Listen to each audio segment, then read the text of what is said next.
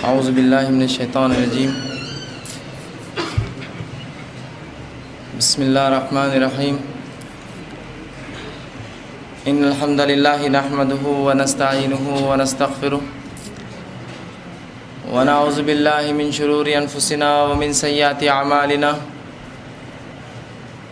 من يهدي الله فلا مضل له ومن يضلل فلا هادي له واشهد ان لا اله الا الله وحده لا شريك له واشهد ان محمدا عبده ورسوله وبعد فان خير الحديث كتاب الله وخير الهدي هدي محمد صلى الله عليه وسلم وشر الامور محدثاتها وكل محدثة بدعة وكل بدعة ضلالة وكل ضلالة في النار. اعوذ باللہ من الشیطان الرجیم الحمد للہ الذی ہدانا لہذا والصلاة والسلام علی خاتم النبیین والمرسلین رب اشرح لی صدری ویسر لی امری واحلل عقدۃ من لسانی یفقہوا قولی اما بعد. وقال عز وجل فی القرآن المجید اعوذ باللہ من الشیطان الرجیم حتی اذا جاء احدهم الموت قال رب ارجعوا لعلی اعمل صالحا فیما ترکت کلا انہا کلمۃ هو قائلها ومن ورائہم برزخ الی یوم یبعثون. اما بعد. تمام تعریفیں اس اللہ عز و جل کے لیے لائق و زیبا ہے جو تمام جہانوں کا بنانے والا اور اسے پالنے والا ہے، اور درود و سلام اس کے آخری نبی محمد صلی اللہ علیہ وسلم پر. الحمدللہ، جس طرح سے اس بات کا اعلان کیا گیا تھا کہ انشاءاللہ العزیز آج چند باتیں مختصر سی آپ کے سامنے جو ہے برزخ کی زندگی یا قبر کا بیان رکھوں گا. اکثر یہ ہوتا ہے کہ جب کوئی انسان کسی معاملے سے، کسی مسئلے سے، کسی حال سے، کوئی احوال سے ناواقف ہوتا ہے تو اس کی اہمیت بھی اس کے ذہنوں سے ضائع ہو جاتی ہے، وہ اس کو کوئی اہمیت بھی نہیں دیتا ہے.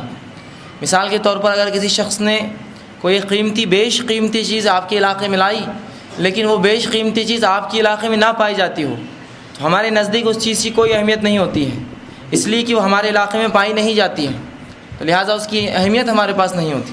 لیکن جب کوئی شخص کسی دوسرے علاقے سے آتا ہے اور آ کر یہ خبر دیتا ہے کہ بھائی فلاں چیز تو جو بہت زیادہ بیش قیمتی ہے، تو پھر وہاں ہمارے پاس اس کی جو اہمیت واضح ہوتی ہے، اور اس کے بعد سے پھر ہم جو اس کی اہمیت سمجھنے لگتے ہیں اور پھر اس کی ہم تعریف کرتے ہیں، ہاں یہ چیز جو ہے بیش قیمتی ہے، بہت اہم ہے. لیکن جب تک اس چیز کا ہمیں علم نہیں ہوتا تو لا علمی میں ہم جو اس چیز کو اہمیت نہیں دیتے اور اس سے غفلت بھی برتتے اور جو غافل بھی ہوتے ہیں. تو بہرحال یہی اسی قسم میں یہ ایک عنوان بھی تھا کہ ایک انسان کی زندگی کون کون سی ہے. عموماً یہ ہم سمجھتے ہیں کہ انسان دنیا میں جیا اور جینے کے بعد مر گیا، بس یہی اس کی زندگی ہے اور اس کے پاس کچھ نہ ہوگا. بلکہ جس چیز پر ہمارا عقیدہ، ہمارا ایمان ہے وہ یہ ہے کہ ایک انسان اس دنیا میں آیا ہے، ایک زندگی ہے، اس زندگی کے بعد اسے ایک موت ہے، اور اس موت کے بعد پھر ایک زندگی ہے جس کو اللہ سبحانہ وتعالی نے قرآن میں کہا 2 موت 2 زندگی، کہ تم پہلے مردہ تھے، کنتم امواتا فاحیاکم، تمہیں ہم نے زندہ کیا، ثم یمیتکم، اور جو اس کے بعد پھر تمہیں ماریں گے، ثم یحییکم، اور تمہیں پھر زندہ کریں گے، اور تمہیں لوٹ کر ہمارے ہی اور آنا ہے، ہماری ہی طرف آنا ہے. تو اس آیت سے جو بات پتہ چلی وہ کیا ہے کہ ہمارے زندگی کے چند مرحلے ہیں. ایک موت کا مرحلہ جو پیدائش سے پہلے تھا، مطلب ہم کچھ بھی نہیں تھے. ایک مرحلہ جو ہم جی رہے ہیں یہ پھر زندگی کا مرحلہ، اور اس کے بعد ایک اور مرحلہ جو پھر ایک موت ہوں گی، اور اس کے بعد پھر ایک اور مرحلہ، پھر وہ زندگی کا مرحلہ ہوگا. دنیا اقوام عالم جو ہوتی ہے، دنیا کی قومیں صرف ان 2-3 مرحلوں کو مانتی ہے. وہ کہتے ہیں ہم کچھ بھی نہیں تھے، پیدا ہوئے اور مر جائیں گے اور ختم، اس کے بعد کچھ نہ ہوگا. لیکن ہمارا ایمان اس سے آگے جاتا ہے. ہم مردہ تھے، ہم اللہ نے زندگی دی، اس زندگی کے بعد پھر ایک موت دیں گا، اس موت کے بعد پھر ایک زندگی ہوں گی جس میں حساب و کتاب ہوں گا اور جنت اور جہنم کے فیصلے ہوں گے. بہرحال اگر ہم زندگیوں کو تقسیم کریں تو 3 اسٹیجز میں ہم اس کو تقسیم کر سکتے ہیں. ایک وہ زندگی جو ہم دنیا میں گزار رہے ہیں، ایک وہ زندگی جو مرنے کے بعد ہم قیامت سے پہلے تک قبر میں گزاریں گے، جسے عالم برزخ کہتے ہیں یا برزخی زندگی کہتے ہیں، اور ایک وہ زندگی جو برزخ کے بعد آخرت والی زندگی ہوں گی. تو گویا زندگیوں کے مرحلے 3 ہیں. اور یاد رکھیے اسلام کا معاملہ عجیب ہے. اسلام میں ہر موت کے بعد ایک زندگی شروع ہو جاتی ہے. ہر موت ایک زندگی کو جنم دیتی ہے کہ ہم مردہ تھے، زندگی کو جنم دیا، اس کے بعد پھر مریں گے، پھر ایک زندگی ہوں گی، ختم نہیں ہوں گے. تو ہر موت آپ دیکھ رہے ایک زندگی کو جنم دیتی ہے، ایک زندگی کو اس کے بعد لاتی ہے. تو اسی طرح ایک دنیا کی زندگی، اگر زندگیوں کو بانٹیں ہم تو دنیا کی ایک زندگی ہے اس کے بعد بیچ میں موت کا مرحلہ ہے، پھر برزخ کی ایک زندگی ہے، اس کے بعد پھر ایک اٹھنے کا مرحلہ ہے، پھر حیات ہے، اور اس کے بعد پھر ایک زندگی ہے جو آخرت کی ہے، چاہے پھر ہم وہ جنت میں چاہے جہنم میں، ہمارے اعمال کے حساب سے، اللہ کے رحم و کرم کے حساب سے ہم جہاں بھی جائیں گے اس کے حساب سے معاملات چلیں گے۔ تو زندگیوں کو اگر تقسیم کریں تو 3 حصوں میں تقسیم ہوتی ہے، دنیا کی زندگی، برزخ کی زندگی سے قبر کی زندگی کہتے ہیں عام زبان میں، اور تیسرا مرحلہ آخرت کی زندگی، موت کے بعد کی زندگی۔ تو آج جس جو مرحلے کی بات میں آپ کے سامنے رکھوں گا وہ اس زندگی کے تعلق سے ہوں گی جو اس دنیا کے بعد، اس دنیا کی زندگی کی بات شروع ہوتی ہے، جس سے ہم نے بہت زیادہ غفلت برت لی، جبکہ اللہ کی کتاب اور اس کے رسول صلی اللہ علیہ وسلم کی احادیث نے اس زندگی کے تعلق سے اتنا کچھ ہمیں بتایا کہ ایک شخص اگر اسی کو سمجھنے لگے اور اسی کو جان لے تو یاد رکھیے اس کی زندگی تبدیل ہو جائیں گی۔ رسول اللہ صلی اللہ علیہ وسلم کی زندگی کا واقعہ ہے، آپ اسی زندگی کی اہمیت بتاتے ہیں، اور ایک جگہ آپ صلی اللہ علیہ وسلم ایک قبر کے پاس بیٹھے ہیں، اور قبر کے پاس بیٹھے بیٹھے آپ صلی اللہ علیہ وسلم جو ہے یہ الفاظ اپنے جو ہے زبان مبارک سے نکالتے ہیں، اور ابھی حدیث فرماتے رسول اللہ صلی اللہ علیہ وسلم قبر کے پاس بیٹھے تھے، قبر کھودی جا رہی تھی، اور آپ صلی اللہ علیہ وسلم رو رہے تھے، اور مٹی نیچے کی تر ہو گئی تھی آپ کے آنسوں سے۔ اس کے بعد اللہ کے رسول صلی اللہ علیہ وسلم نے صحابہ سے کہا، ابن ماجہ نے اس کو روایت کیا، آپ نے فرمایا یا اخوانی لمثل ھذا فعدوا، کہ اے میرے بھائیوں اس جیسی جگہ یعنی قبر کے لیے تیاری کر لو۔ رسول اللہ صلی اللہ علیہ وسلم نے آغاز کیا اس امت کو، اور اس مقام پر بیٹھ کر جب کہ ایک شخص کو دفنایا جا رہا تھا آپ صلی اللہ علیہ وسلم رو رہے تھے، اور اس کے بعد یہ کہا اے میرے بھائیوں اس جیسی زندگی سے، اس حالات سے ڈرو، اس قبر کے حالات سے خوف کھاؤ، اس لیے کہ اس کے بعد کی زندگی بہت زیادہ سخت ہے۔ حتیٰ کہ رسول اللہ صلی اللہ علیہ وسلم فرماتے ہیں قبر کے جو حالات ہیں وہ دنیا سے لے کے دجال مطلب دنیا کے ختم ہونے تک اس سے بھی زیادہ شدید قبر کے فتنے ہوں گے، حتیٰ کہ آپ نے فرمایا تم دجال سے جتنا نہیں آزمائے جاؤ گے اس سے زیادہ فتنے میں تم قبر میں ملوث کیے جاؤ گے۔ اور اسی لیے آپ صلی اللہ علیہ وسلم نے اس حدیث میں ڈرایا اور کہا اے میرے بھائیوں اس جیسی چیز سے ڈرو، اس جیسی چیز کے لیے تیاری کر لو۔ اور اسی لیے آپ صلی اللہ علیہ وسلم نے حدیث میں فرمایا کہ عقل مند کون ہے، صحابہ سے پوچھا تو صحابہ نے کہا اللہ اس کے رسول بہتر جانتے ہیں عقل مند کون ہے، تو آپ صلی اللہ علیہ وسلم نے کہا عقل مند وہ ہے جو موت سے پہلے اس کی تیاری کر لے، اس لیے کہ جب موت آ جاتی ہے تو عقلیں تو سب کی ٹھکانے آ جاتی ہے جب، لیکن وہ عقل ٹھکانے آنا کوئی فائدہ نہیں دیتی ہے، جس کے تعلق سے اللہ سبحانہ سورہ مومنون سورہ نمبر 23 اس کی آیت نمبر جو ہے 99 اور 100 میں اللہ سبحانہ فرمایا، جو آیت میں نے آپ کے سامنے خطبے میں تلاوت کی، حتی اذا جاء احدهم الموت قال رب ارجعوا لعلی اعمل صالحا فیما ترکت۔ کتنی زبردست بات اللہ نے ہمیں اس دنیا میں قرآن کے ذریعے بتا دی، اگر اس ایک بات کو ہم نے سمجھ لیا تو ہماری زندگی بدلنے کے لیے کافی ہے۔ اور یہ بات کب کی ہے؟ جب انسان کی روح نکالی جاتی ہے تب کی بات کہی جا رہی ہے، بڑی اہمیت رکھتی ہے بات اپنے آپ میں۔ موت کا مرحلہ ہے، ابھی پوری جان نہیں نکلی اس کی اور فرشتے آ گئے اور اس نے سب کچھ دیکھ لیا، اس کے بعد یہ الفاظ ادا کرتا ہے، اور دیکھتے وقت اللہ کے رسول اللہ سبحانہ تعالیٰ قرآن میں موت کے تعلق سے فرماتا ہے وجاء سکرۃ الموت بالحق، کہ موت کی سختیاں حق کو لے کر آ پہنچی، موت کی سختیاں حق کو لے کر آ پہنچی، مطلب ایک انسان موت کی حالت میں بہت سخت حالت ہے اور حق واضح ہے، فرشتے دیکھ چکا ہے۔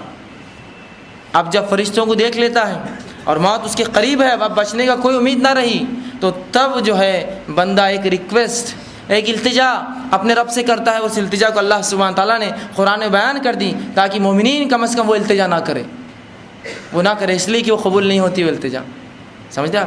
جب سزا جج دے دیتا ہے، سزا سنا دی جاتی ہے، اس کے بعد کوئی ریکویسٹ قبول نہیں کی جاتی، پھر پھانسی پہ چڑھا دیا جاتا یا باعزت بری کر دیا جاتا ہے۔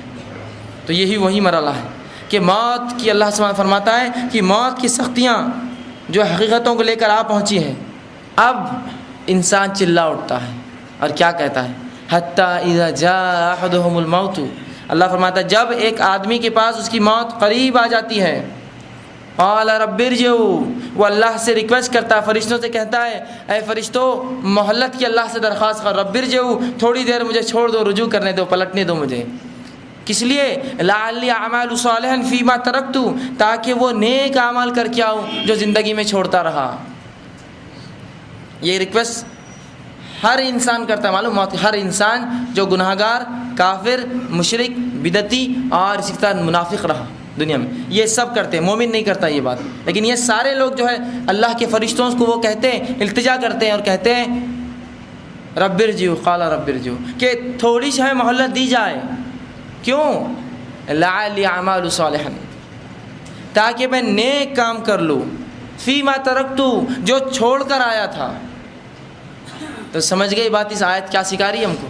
یہ ہر گناہ گار انسان، مشرک اور کافر اور منافق یہی التجا کریں گا، اے اللہ تھوڑا موقع دیا جائے. کس کام کے لیے؟ نیک کام کے لیے. پتہ کیا چلا کہ نیک کام کہاں ہوں گے؟ صرف اس دنیا میں. اگر مرنے کے بعد ہوتے تو فرشتہ یہ التجا نہ، جو ہے بندہ یہ التجا نہ کرتا اور کہتا اللہ ایک موقع دے پھر قبر کی زندگی میں تاکہ نیکی کر لوں میں.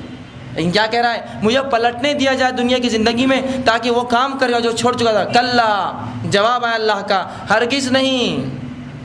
انہو کلمۃ ہوا قائلھا، یہ تو تیری ایک بات تھی جس کا تو قائل تھا، یہ تو تیرا کلام تھا جس کا تو دنیا میں قائل تھا.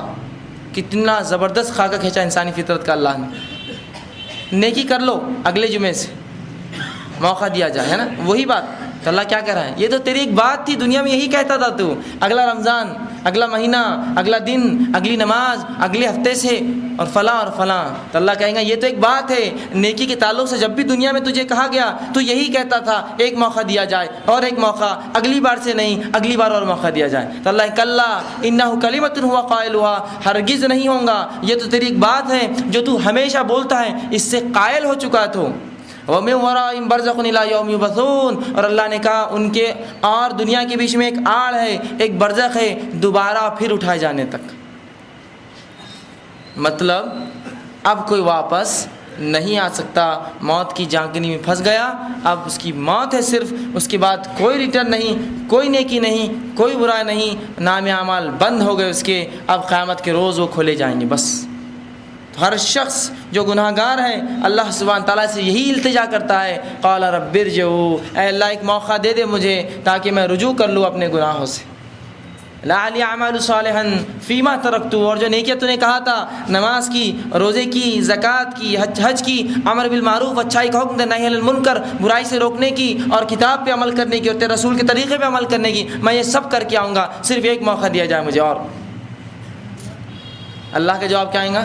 کلا، ہرگز نہیں ہو سکتا، یہ تو ایک تیری بات تھی جس کا تو دنیا میں قائل تھا. وَمِن وَرَائِهِمْ بَرْزَخٌ إِلَىٰ يَوْمِ يُبْعَثُونَ، اور ان کے اور اس دنیا کے بیچ میں ایک آڑ ہے دوبارہ پھر سے اٹھائے جانے تک. تو ایسا نہ ہو کہ موت ہم تک آ جائے اور ہم میں سے مرد اور ہماری خواتینیں یہی گزارش کرتے رہے ایک موقع دیا جائے حرام کام چھوڑ دوں گا، ایک موقع دیا جائے اب نمازی بن جاؤں گا، ایک موقع دیا جائے اب روزے پورے ہوں گے، ایک موقع دیا جائے اب قرآن پہ عمل کروں گا، ایک موقع دیا جائے اب میں قرآن کے مطابق زندگی، ایک موقع دیا تیرے رسول کے طریقے پہ چلوں گا. یہ موقع نہیں ملنے والا ہے، یہ موقع نہیں ملنے والا ہے. گزارش سب کریں گے، موقع نہیں دیا جائے گا. یہ بات اٹل ہے. جب اللہ نے کہہ دیا کلا تو اللہ اپنے طریقے کو نہیں بدلتا، اور اللہ اپنے کلام سے نہیں پھرتا، اور اللہ اپنے وعدوں سے نہیں پلٹتا. ہرگز نہیں. چاہے نبی ہو، چاہے ولی ہو، چاہے شہداء ہو، چاہے صدیقین ہو، اس امت کا کوئی بھی شخص ہو یا کوئی بھی انسان ہو، کسی کو پلٹنے کا موقع نہیں دیا جاتا. اور ایک آڑ ان کے بیچ ڈال دی جاتی ہے دوبارہ پھر اٹھائے جانے تک. اور اللہ سبحانہ تعالیٰ نے ایک شخص کی موت کا، جو گناہ گار ہے، جو کافر ہے، جو منافق ہے، اس کا خاکہ کھینچا ہے قرآن کے اندر، جگہ جگہ کھینچا ہے. صرف ایک آیت آپ کے سامنے میں رکھتا ہوں جس میں اللہ سبحانہ تعالیٰ نے سورہ قیامہ سورہ نمبر 75 اس کی آیت نمبر 26 سے لے کر 29 میں ایک تذکرہ کیا. اور اللہ سبحانہ تعالیٰ فرماتا ہے، اللہ فرماتا ہے اس آیت کے اندر، کلا اذا بلغت التراقی وقیل من راق وظن انہ الفراق وتفت الساق بالساق. اب اللہ سبحانہ تعالیٰ فرماتا ہے کہ اب دنیا سے جدائی کا وقت آ گیا. ایک انسان جب مرتا ہے تو اللہ فرماتا ہے کہ اس کی اب دنیا سے جدائی کا وقت آ گیا ہے. اس وقت پنڈلی سے پنڈلی جو ہے انسان ساتھ ملا کر جو اپنے رگڑتا ہے. مطلب جب موت کا وقت آ گیا تو اس کی بہت زیادہ جو ہے سختیاں ہیں کہ ایک انسان اس کی جو ہے تکلیف میں تڑپتا ہے. اسی طرح اللہ سبحانہ تعالیٰ قرآن کے اندر ان لوگوں کا بھی تذکرہ کرتا ہے جو لوگ موت کے وقت ان کو موت آ جاتی ہے لیکن وہ نیک اعمال اس سے پہلے نہیں کرتے. اس کے تعلق سے اللہ فرماتا ہے اپنے نبی صلی اللہ علیہ وسلم کو کہ اللہ فرماتا ہے قرآن کے اندر جو سورہ انعام سورہ نمبر جو ہے 6 اور آیت نمبر 93 اللہ فرماتا ہے وَلَوْ تَرَى إِذِ الظَّالِمُونَ فِي غَمَرَاتِ الْمَوْتِ وَالْمَلَائِكَةُ بَاسِطُو أَيْدِيهِمْ أُخْرِجُوا أَنفُسَكُمُ الْيَوْمَ تُجْزَوْنَ عَذَابَ الْهَوْنِ بِمَا كُنتُمْ تَقُولُونَ عَلَى اللَّهِ غَيْرَ الْحَقِّ وَكُنتُمْ عَنْ آيَاتِهِ تَسْتَكْبِرُونَ.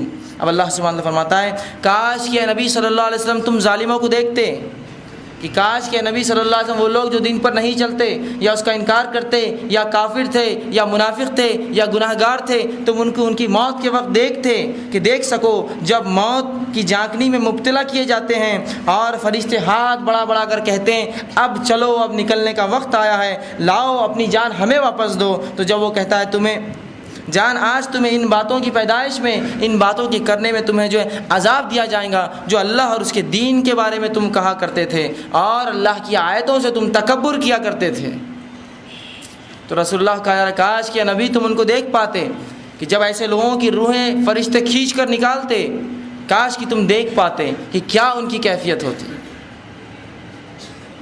اور کس وجہ سے اللہ کے بارے میں نئی نئی باتیں کرتے تھے، اس کے دین کے بارے میں نئی نئی باتیں کرتے تھے، اس کے دین اور شریعت میں نئے نئے کام ایجاد کرتے تھے، اللہ کے بارے میں جو علم نہیں تھا ویسی باتیں بیان کرتے تھے شریعت کے معاملے میں، جب انہیں کھینچ کر نکالا جائے گا اور ان کی روحیں جانیں اندر گھسیں گی اور فرشتے کھینچیں گے، جس کو اللہ سبحانہ تعالیٰ نے سورہ نازیات کی آیت نمبر 1 میں فرمایا وَالنَّازِعَاتِ غَرْقًا، کہ قسم ہے ان فرشتوں کی جو ڈوب ڈوب کر جو ہے انسان کی روح کو کھینچ کر نکالتے ہیں، جو غوطے لگا لگا کر انسان کے جسم سے اس کی روح کو باہر نکالتے ہیں، وَالنَّازِعَاتِ غَرْقًا، کہ قسم ہے ان فرشتوں کی جو انسان کے جسم میں داخل ہو کے اس کی روح کو کھینچ کر نکالتے ہیں، مطلب وہ آنا نہیں چاہتی، وہ کافر ہے، وہ منافق ہے یا وہ جو گناہ گار ہے اس کی روح نکلتی نہیں ہے، فرشتے ڈوب ڈوب کر کھینچ کر اس کی روح کو باہر نکالتے ہیں۔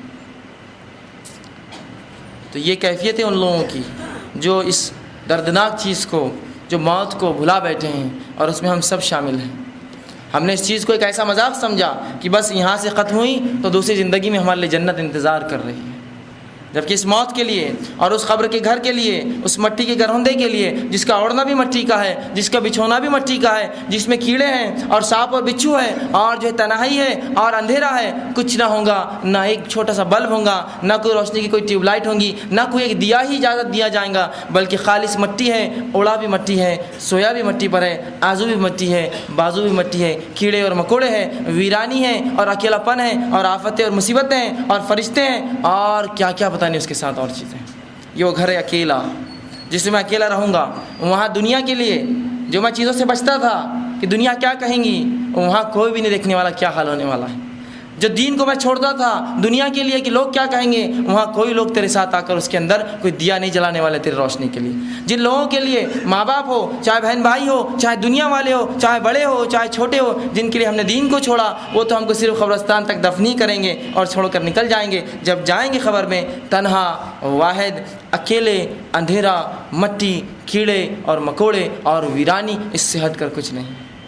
یہ ایسا گھر ہے، لیکن اس گھر کے لیے ہماری کیا تیاری ہے، اس کے لیے ہم نے کیا کر رکھا ہے اور کیا کر چھوڑا ہے؟ اب تک کچھ بھی نہیں چھوڑا۔ رسول اللہ صلی اللہ علیہ وسلم کہے کے مطابق ہم سب بیوقوف ہوئے، کہ تو عقل مند تو وہ ہے جو اس سے پہلے اس کی تیاری کر لے، اس میں جانے سے پہلے اس کا سامان باندھ لے۔ اور یہ موت کا وقت اور اس کی حالتیں اور اس کی خوفناکیاں کس حد تک ہوں گی، اللہ کے رسول صلی اللہ علیہ وسلم کے خود حال اور احوال دیکھ لیجئے۔ آپ صلی اللہ علیہ وسلم کے تعلق سے آتا ہے کہ جب آپ کی موت کا وقت آیا، اب ان سے زیادہ عظیم اور معتبر اور محترم اور باعزت شخصیت اور نیک اور ولی اور جو آپ لقب کون ہو سکتا ہے؟ تو رسول اللہ صلی اللہ علیہ وسلم جب موت کا وقت آیا تو حدیث میں آتا ہے، ماں عائشہ رضی اللہ عنہا فرماتی ہے آپ صلی اللہ علیہ وسلم نے ایک پانی کا پیالہ لیا اور اس میں بار بار ہاتھ مارتے اور اپنے چہرے پر پانی مارتے موت کی تکلیف سے، اور اپنے چہرے پر بار بار پانی مارتے، اور آپ صلی اللہ علیہ وسلم چہرے سے پسینہ جاتا ایک ساتھ، اور یہ بات آپ صلی اللہ علیہ وسلم کے بیچ میں فرماتے اور کہتے ہیں سبحان اللہ ان للموت لسکرات، کہ اے سبحان اللہ، موت کے لیے بڑی ہی سختیاں ہیں۔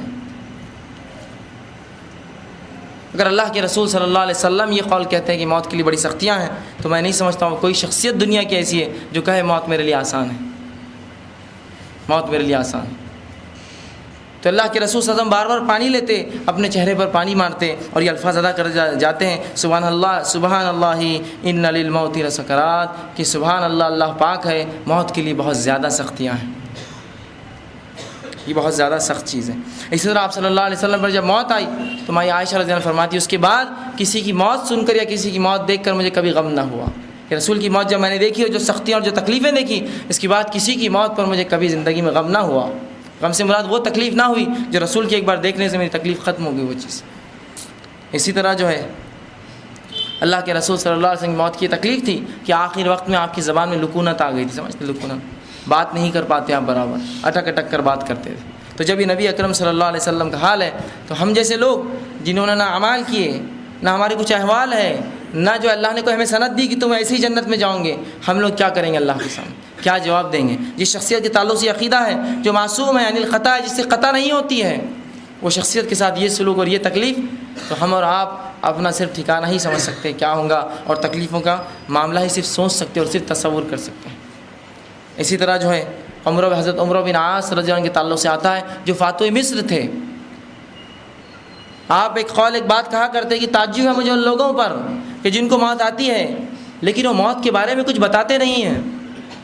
جب ان کی موت کا وقت آیا اور بہت زیادہ بیمار ہوئے، موت کا وقت قریب تھا، عبداللہ ابن عباس رضی اللہ عنہ پہنچ کر کہا، اے عمرو، تم یہی تو کہا کرتے تھے کہ ان لوگوں پہ تعجب ہے کہ موت کا وقت آتا ہے اور وہ کہتے نہیں موت کیسی ہے، کیا حال ہے ان کے ساتھ؟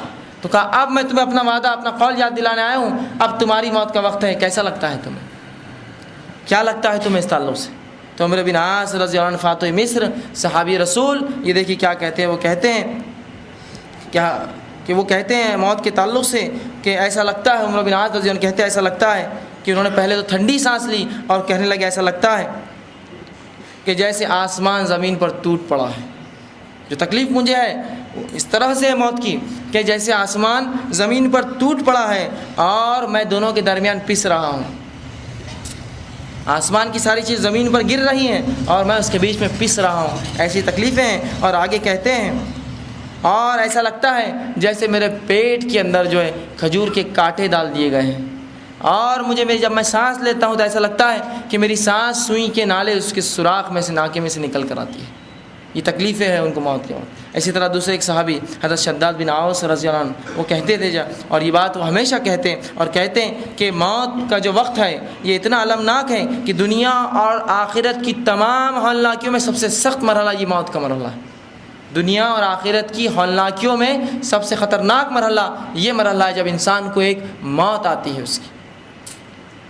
اور پھر وہ آگے کہتے ہیں اور فرماتے ہیں کہ یہ آرو کے چیرنے سے زیادہ سخت ہے، اس کی تکلیف ایسی ہے جیسے کہ ایک آدمی کو آرو سے چیرا جا رہا ہے۔ اور پھر آگے کہتے ہیں کہ یہ کینچیوں کے کاٹنے سے زیادہ سخت ہے کہ ایک انسان زندہ اور کینچی سے اس کا جسم کاٹا جائے، اتنی تکلیف اسے نہیں ہوگی جتنی تکلیف موت اپنے ساتھ لاتی ہے۔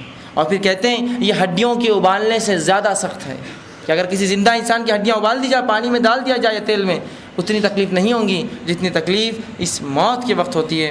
اور وہ کہتے تکلیف، اور اگر مردہ زندہ ہو کر انسانوں کو بتا دے کہ میرے ساتھ کیا سلوک ہوتا ہے، تو وہ فرماتے ہیں کہ کوئی دنیا میں انسان چین کی نیند نہیں سو سکتا، دنیا کو انسان چین کی نیند نہیں سو سکتا اگر اس کو تکلیف جو موت کے وقت ہوتی ہے اگر کوئی اسے بتا دے۔ تو یہ ہے وہ موت اور یہ ہے اس کے حالات۔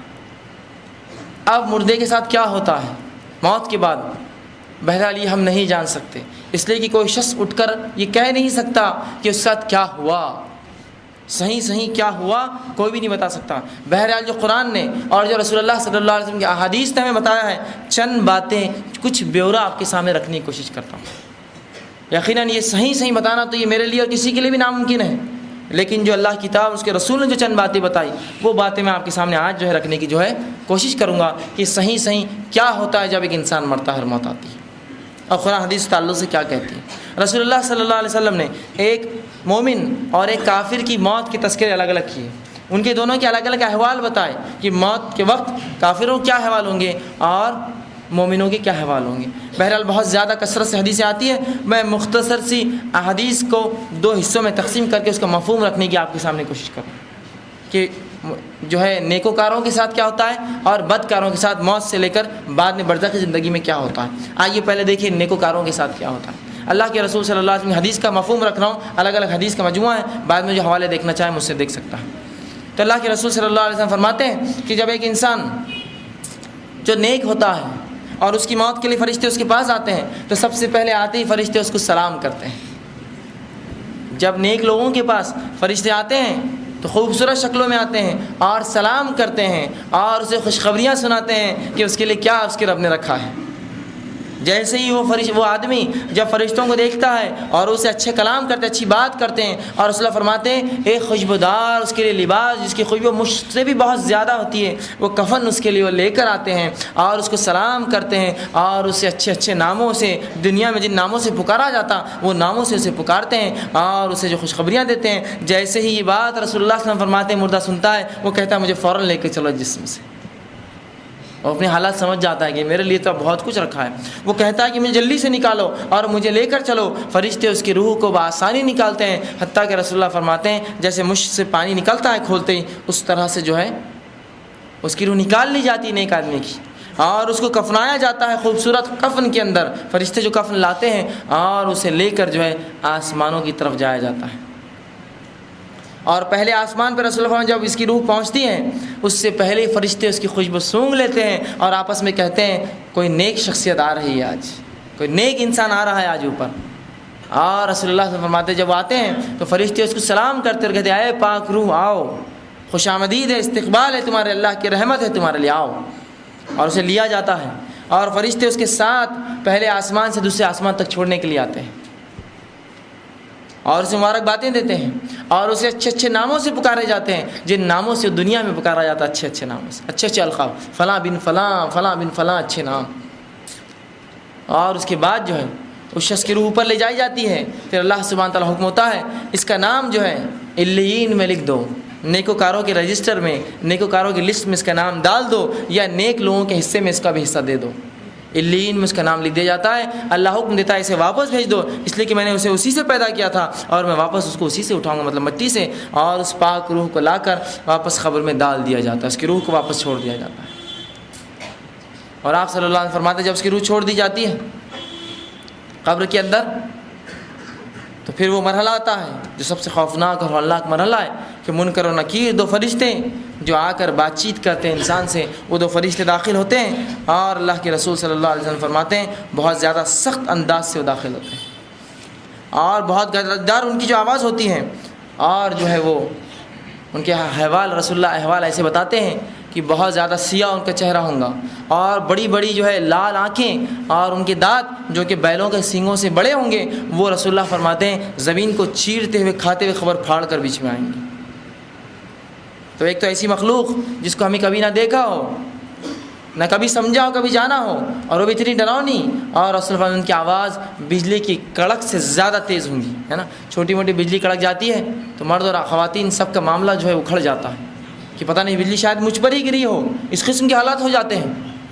وہاں خبر میں انداز لگائیے منکر و نکیر جو بجلی کی طرح چلاتے ہیں اور ان کی آنکھیں گائے کی جیسی جو ہے بڑی بڑی لال آنکھیں ہیں اور گائے کی سنگ کے برابر ان کے دانت ہیں اور جو ہے انتہائی بدصورت اور کالے ہیں. زمین کو چیرتے ہوئے دونوں آتے ہیں قبر کو پھاڑ کر اور انسان کے سامنے آتے ہیں اور اسے اٹھا کر بٹھا دیتے ہیں, قبر میں اسے اٹھا کر بٹھا دیتے ہیں اور اسے سوال کرتے ہیں من ربو کا, تیرا رب کون ہے, من نبیو کا, تیرا نبی کون ہے, ما دینو کا, تیرا دین کیا تھا. 3 سوال. رسول اللہ صلی اللہ علیہ وسلم فرماتے ہیں نیک انسان جب سے سوالات کی جائیں گے سورج کو ڈوبتا ہوا پائیں گا, خبر میں اس کو دکھیں گا سورج کو ڈوبتا ہوا. جب سورج کو ڈوبتا ہوا پائیں گا تو کہیں گا میں ابھی سوالوں کے جواب نہیں دے سکتا ہوں اس لیے کہ نماز کا وقت ہو رہا ہے, عصر کا وقت جا رہا ہے, سورج ڈوب رہا ہے. تو اس سے بتایا جائے گا اور جب وہ سمجھیں گا یہ تو دنیا نہ رہی یہ تو قبر ہے, پھر وہ کہیں گے ہاں اب سوال کرو میں جواب دیتا ہوں. دیکھیے نمازی کی فضیلت, خبروں میں تسکین ہے, سکون اور اطمینان سے رسول اللہ فرماتے ہیں مومن لوگ بیٹھے ہوں گے حتیٰ کہ سورج غروب ہوتے ہوئے دکھایا جائیں گا اور ان کی وہ صفت جو زندگی بھر نماز پڑھتے رہے, کہیں گے فرشتوں سے 1 منٹ رک جاؤ عصر کا وقت جا رہا ہے میں نماز پڑھ لوں. لیکن جب ہوش آئیں گا کہ یہ دنیا نہ رہی یہ تو قبر ہے تو پھر خاموش بیٹھ جائیں, کہیں گے اب سوال کرو. مطلب خبر میں اب کوئی عبادت نہ رہی کسی کے لیے, وہ دنیا میں تھی ساری عبادتیں. کہیں گے ہاں آپ سوال کرو. اور منکر نکیر 3 سوالات کریں گے, صرف 3 سوالات. دنیا کے 3 سوالات, قبر کے 3 سوالات, تمام آگے کی زندگی پر اثر ڈالنے والے, صرف 3 سوالات, بڑے اہم سوالات ہیں. من ربو کا, تو مومن شخص کہیں گا میرا رب اللہ ہے, بآسانی وہ جواب دیں گا. دوسرا سوال کیا جائے گا من نبیو کا, کہ تیرا نبی کون تھا, تو کہیں گا محمد صلی اللہ علیہ وسلم. اشہدو ان محمدن, وہ یہ گواہی دیں گا کہ محمد صلی اللہ علیہ وسلم میرے نبی ہیں. اور جب اس سے تیسرا سوال ہوں گا کہ تیرا دین کون سا ہے، ماں دینوں کا، وہ کہیں گا میرا دین اسلام تھا۔ اس کے بعد فرشتے اس سے کہیں گے کہ تم آرام سے سو جاؤ، اور ایک سوراخ کیا جائے گا اور اسے جہنم بتائی جائیں گی، اور فرشتے کہیں یہ وہ چیز ہے جس سے اللہ نے تمہیں بچا لیا، اور وہ بند کر دیا جائے گا، اور ایک دروازہ کھولا جائے گا جو جنت میں سے اس کا مقام دکھایا جائے گا، اس سے کہا جائے گا وہ آرام سے تم، اور جنت کی ہوائیں، اور رسول اللہ فرماتے حد نگاہ جہاں تک اس کی نظریں جائیں گی، جنت وہ جو ہے جہنم جو اس کی قبر کشادہ کھول دی جائیں گی، وسیع کر دی جائیں گی، اور جنت میں اپنا ٹھکانہ دیکھیں گا۔ جب وہ جنت میں اپنا ٹھکانہ دیکھیں گا وہ کہیں گا بس مجھے ایک موقع دو، میں اپنے رشتہ داروں کے پاس جانا چاہتا ہوں تاکہ بتاؤں نیکی کا اللہ نے میرے کیا بدلہ دیا ہے مجھے۔ کہا جائے گا نہیں اب تم واپس نہیں جا سکتے، تو وہ کہیں گا اللہ قیامت کو جلدی قائم کر تاکہ میں جلدی سے اس مقام پر جنت میں پہنچ جاؤں، اور وہی دعا کریں گا، فرشتے کہیں گے اب تم سو جاؤ آرام سے۔ اسے جو ہے ایک زبردست بستر دیا جائے گا جس پہ کہا جائے گا کہ اب تم آرام سے ایک دلہن کی طرح اس بستر پہ جو ہے سو جاؤ، انتظار کرو۔ جب وہ شخص لیٹ جائیں گا تو رسول اللہ فرماتے ایک شخص انتہائی خوبصورت حالت میں اس کے پاس آئیں گا اندر، اور وہ پوچھیں گا تم کون ہو، تو کہیں گا میں تیرے نیک اعمال ہوں جو دنیا میں کیا کرتا تھا، میں تیرے نیک اعمال جو تم دنیا میں کیا کرتا تھا، تیرے لیے خوش آمدید ہے، تیرے لیے بھلائی ہے۔ اور اس کے بعد وہ چلا جائیں گا اور یہ نیک شخص سو جائیں گا، دوبارہ اٹھایا جائے قیامت تک سو جائیں گے۔ اور اسی بات کو اللہ کے رسول صلی اللہ علیہ وسلم نے ایک بہترین حدیث میں فرمایا تھا، تین دوست ہیں، تین ساتھی ہیں، تین دوست ہیں۔ پہلا وہ ہے، پہلا ساتھی جو انسان کے مرتے اس کا ساتھ چھوڑ دیتا ہے، پھر فرمایا دوسرا وہ ساتھی ہے جو قبرستان تک ساتھ آتا ہے، اور تیسرا وہ ساتھی ہے جو تمہارے ساتھ قبر میں اور قیامت کے دن ہوگا۔ پھر آپ نے فرمایا پہلا ساتھی، پہلا دوست وہ ہے جو مرتے ہی تمہارا ساتھ چھوڑتا ہے، وہ تمہارا مال و دولت ہے۔ انسان مرا سب کچھ چھوڑ گیا، اس کا کچھ لے جاتا ہے ساتھ؟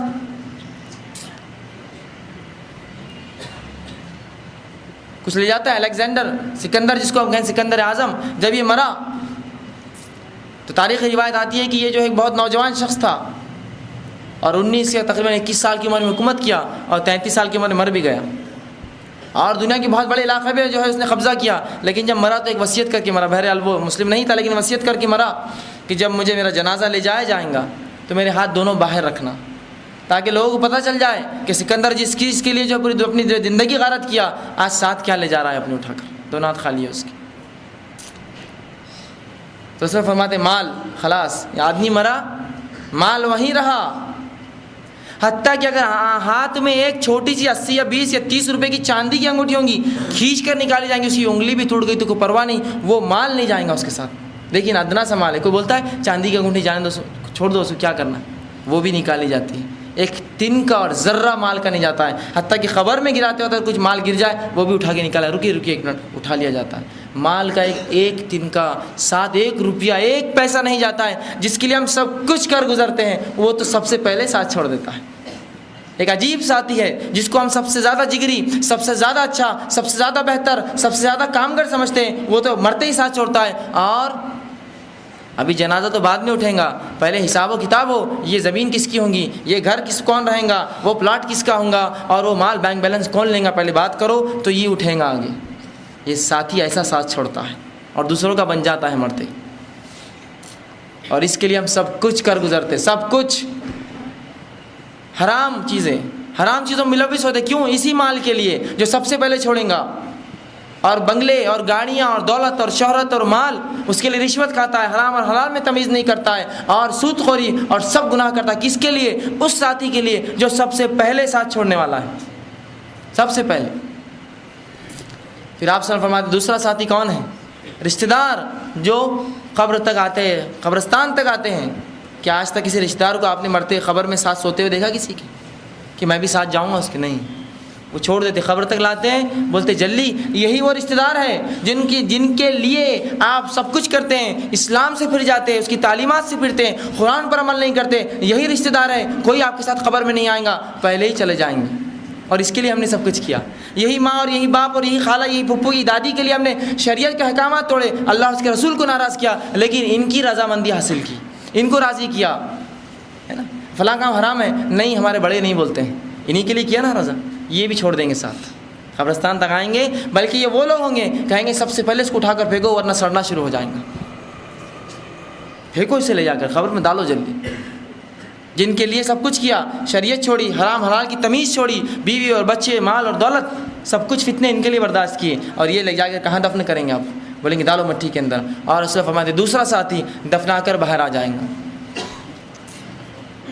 اور رسول فرماتے تیسرا ساتھی وہ ہے جو قبر میں تیرے ساتھ جائیں گا، وہ تیرے اعمال ہے نا، آیا نا یہاں برابر یہ اعمال۔ اور اس کے لیے ہم نے کیا کیا، اس کو سب سے کم دوستی رکھتے ہیں اس سے ہم، اور رشتہ داروں سے اس سے زیادہ، اور سب سے زیادہ دوستی ہماری مال و دولت سے ہوتی ہے، جو کہ ایسے ساتھی ہیں جو سب سے پہلے آپ کا ساتھ چھوڑ کے نکل جائیں گے اور ہمارا ساتھ چھوڑ کے نکل جائیں گے۔ تو یہ تیسرے ساتھی کو اپنا اچھا ساتھی بنا لیجئے، اس تیسرے ساتھی سے ایک زبردست دوستی کر لیجئے کہ یہ چونکہ قبر میں آنے والا ہے، اس کو جو ہے خوب کیجئے نیک اعمال، تاکہ وہ آ کر آپ کو خوشخبریاں دیں۔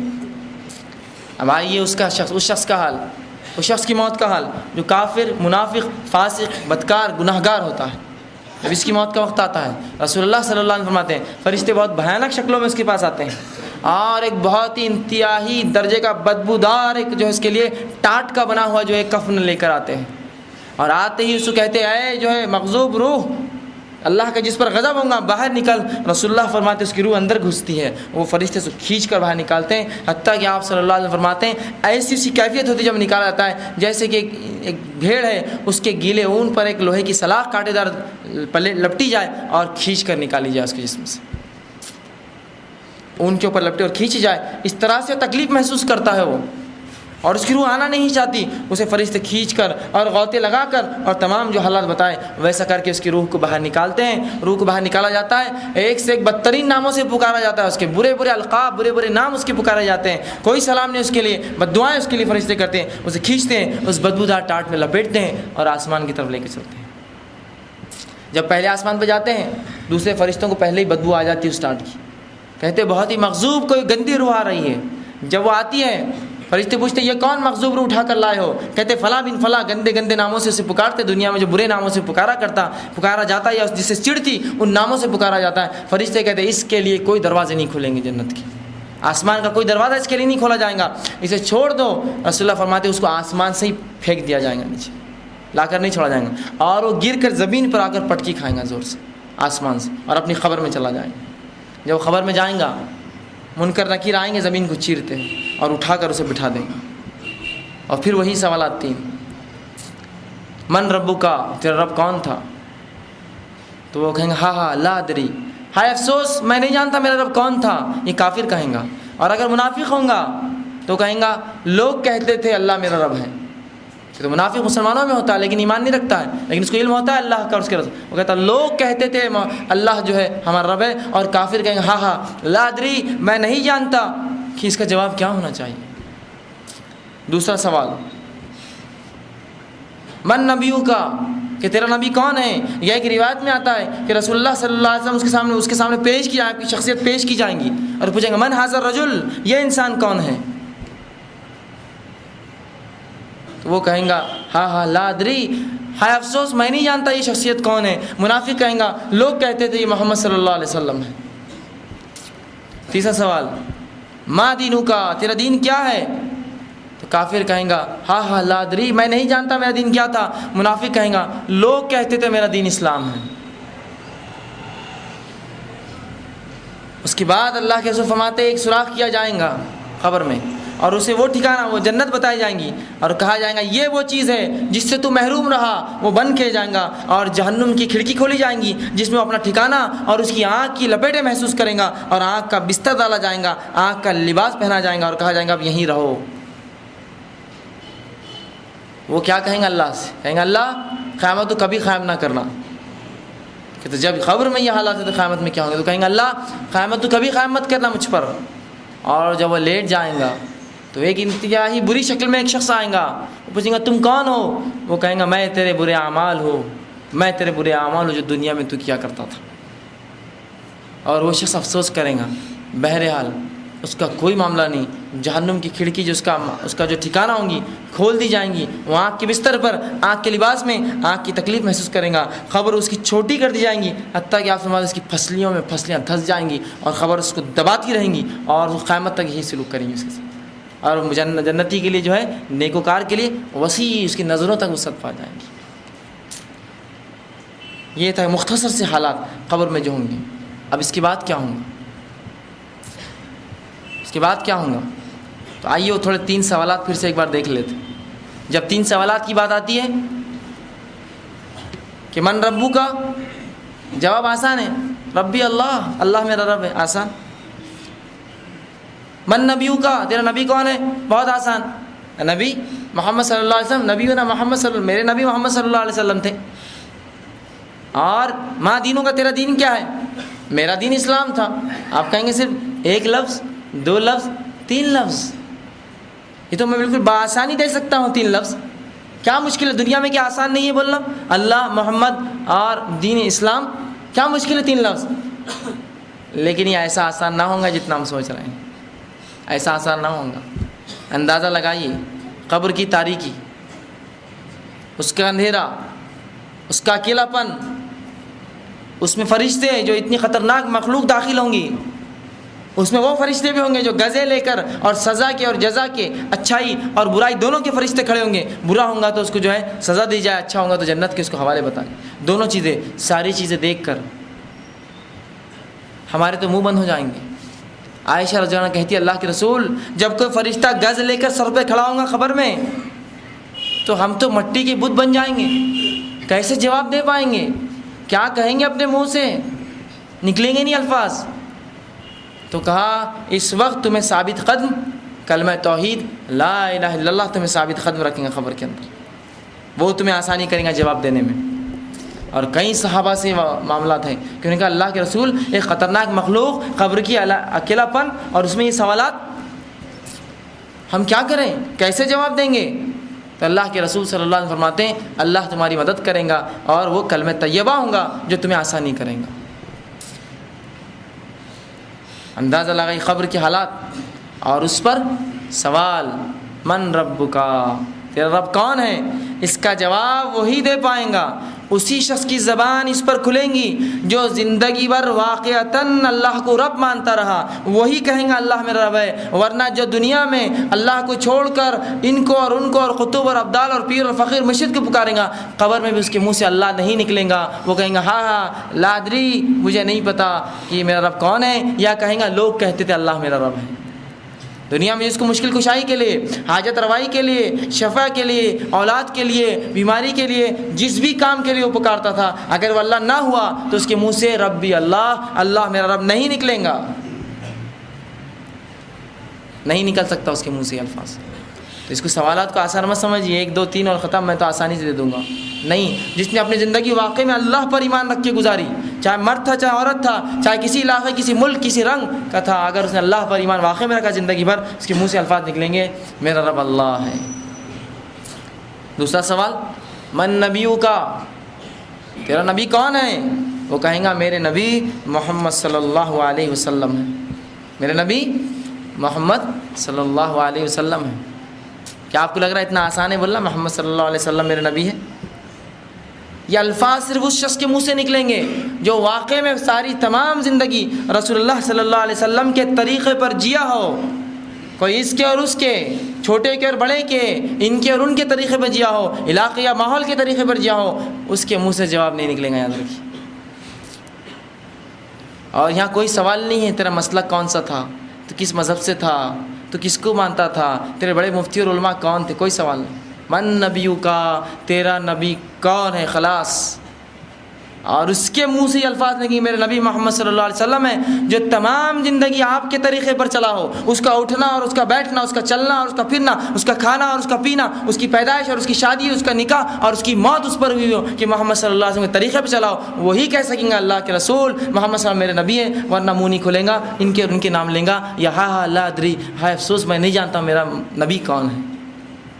آسان مت سمجھیے کہ رسول کے طریقے چھوڑ کر زندگی کسی اور کے طریقے پہ گزارے، اور اس حد تک ہم نے معاملہ بگاڑ لیا ہے کہ آج اپنا نام مسلمان بھی نہیں کہتے ہم۔ آپ کون ہیں تو میں فلاں ہوں، وہ نام سے، آپ کون ہیں تو میں فلاں ہوں، مسلمان بھی نہیں کہتے ہم، بلکہ اگر مسلمان ہیں تو بولتے ہیں مسلمان میں کون ہیں آپ، اور پوچھ لے کہ ہم تو مسلمان ہیں، مسلمان میں کون ہیں آپ؟ کہ اس سے ہٹ کر کوئی سوال ہونے والا ہے مجھ سے کہ میں کون ہوں، کس اس سے تعلق رکھتا تھا؟ سوال تو تین ہی ہے کہ من نبیوں کا دوسرا سوال. تو یاد رکھیے جو رسول اللہ صلی اللہ علیہ وسلم کے طریقے پر تمام زندگی چلا، جس کی پیدائش، جس کے نکاح، جن کی موتیں اس طریقے پر ہوئی، جن کا سونا اور جن کا جاگنا، جن کا کھانا اور جن کا پینا، جن کا چلنا اور اٹھنا اور بیٹھنا محمد صلی اللہ علیہ وسلم کے طریقے پر رہا، وہی جواب دیں گا، ورنہ منہ بند اس کا، اس کے منہ سے الفاظ نہیں نکلیں گے. اور تیسرا سوال، ما دینوں کا، تیرا دین کیا ہے؟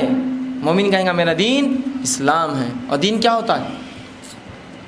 دین زندگی جینے کے طریقے کو کہتے دین.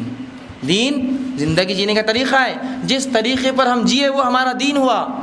اب اگر ہم یہودیوں کے طریقے پر جیے اور نصرانی اور عیسائیوں کے اور ہندو اور بدھوں کے طریقے پر جیے، دنیا میں اسلام کیا تھا ہمیں علم ہی نہیں تھا، نہ اس کو شریعت مانا، نہ اس کی کتاب پڑھی اللہ کی، نہ اس نے کیا احکامات دیے، نہ اس کے حلال کو حلال جانا، نہ اس کے حرام کو حرام جانا، نہ اس کی بتائے ہوئی چیزوں پر عمل کیا، تو کیا دین کہہ سکیں گے ہم؟ دین دیکھیے، یاد رکھیے، دین وہ چیز ہے جس طریقے پہ ہم دنیا میں زندگی بسر کرتے ہیں. اگر وہ اسلام نہ تھا تو منہ سے اسلام نہیں نکلیں گا، اور اگر اسلام تھا تو منہ سے نکلیں گا میرا دین اسلام ہے. تو سوالات دکھنے کو آسان ہیں لیکن اتنے جامع ہیں، اتنے زبردست ہیں کہ جو ان تینوں پر عمل کرتا رہا اسی کے منہ سے الفاظ نکلیں گے، ورنہ منہ بند اس کا. آئیے اس کے بعد کیا ہوگا. اللہ کے رسول صلی اللہ علیہ وسلم نے، احمد نے اس واقعے کو روایت کیا مسند احمد میں، اور ابو داؤد میں جو ہے، اس کو ابو داؤد نے جو اپنی کتاب میں روایت کیا، جب تینوں سوال کے جواب ایک انسان دے دیں گا، تینوں سوال کے جواب مومن دے دیں گا، تو فرشتے مومن سے پوچھیں گے کیسے پتہ چلے یہ جواب تم کو. یاد رکھیے سوال نہیں ہے چوتھا، یہ سوال رہے گا کہ کیسے معلوم ہوا تم کو یہ تینوں سوالوں کا جواب. فرشتے پوچھیں گے اس سے تمہیں کیسے پتہ چلا کہ یہ جو ہے اللہ تمہارا رب ہے، محمد صلی اللہ علیہ وسلم تمہارا دین ہے، محمد صلی اللہ علیہ وسلم تمہارا نبی اور اسلام تمہارا دین ہے. تو وہ جواب دیں گا کون؟ مومن، اور کہیں گا قرأت کتاب اللہ آمنت بہ وتصدق، کہ میں ایمان لایا تھا یا میں نے پڑھی اللہ کی کتاب. قرأت کتاب اللہ، میں نے اللہ کی کتاب پڑھی ہے، آمنت بہ، ایمان لایا تھا اس پر، اور میں نے اس کی تصدیق بھی کی تھی کہ یہاں حق ہے. کیا کہیں گا مومن؟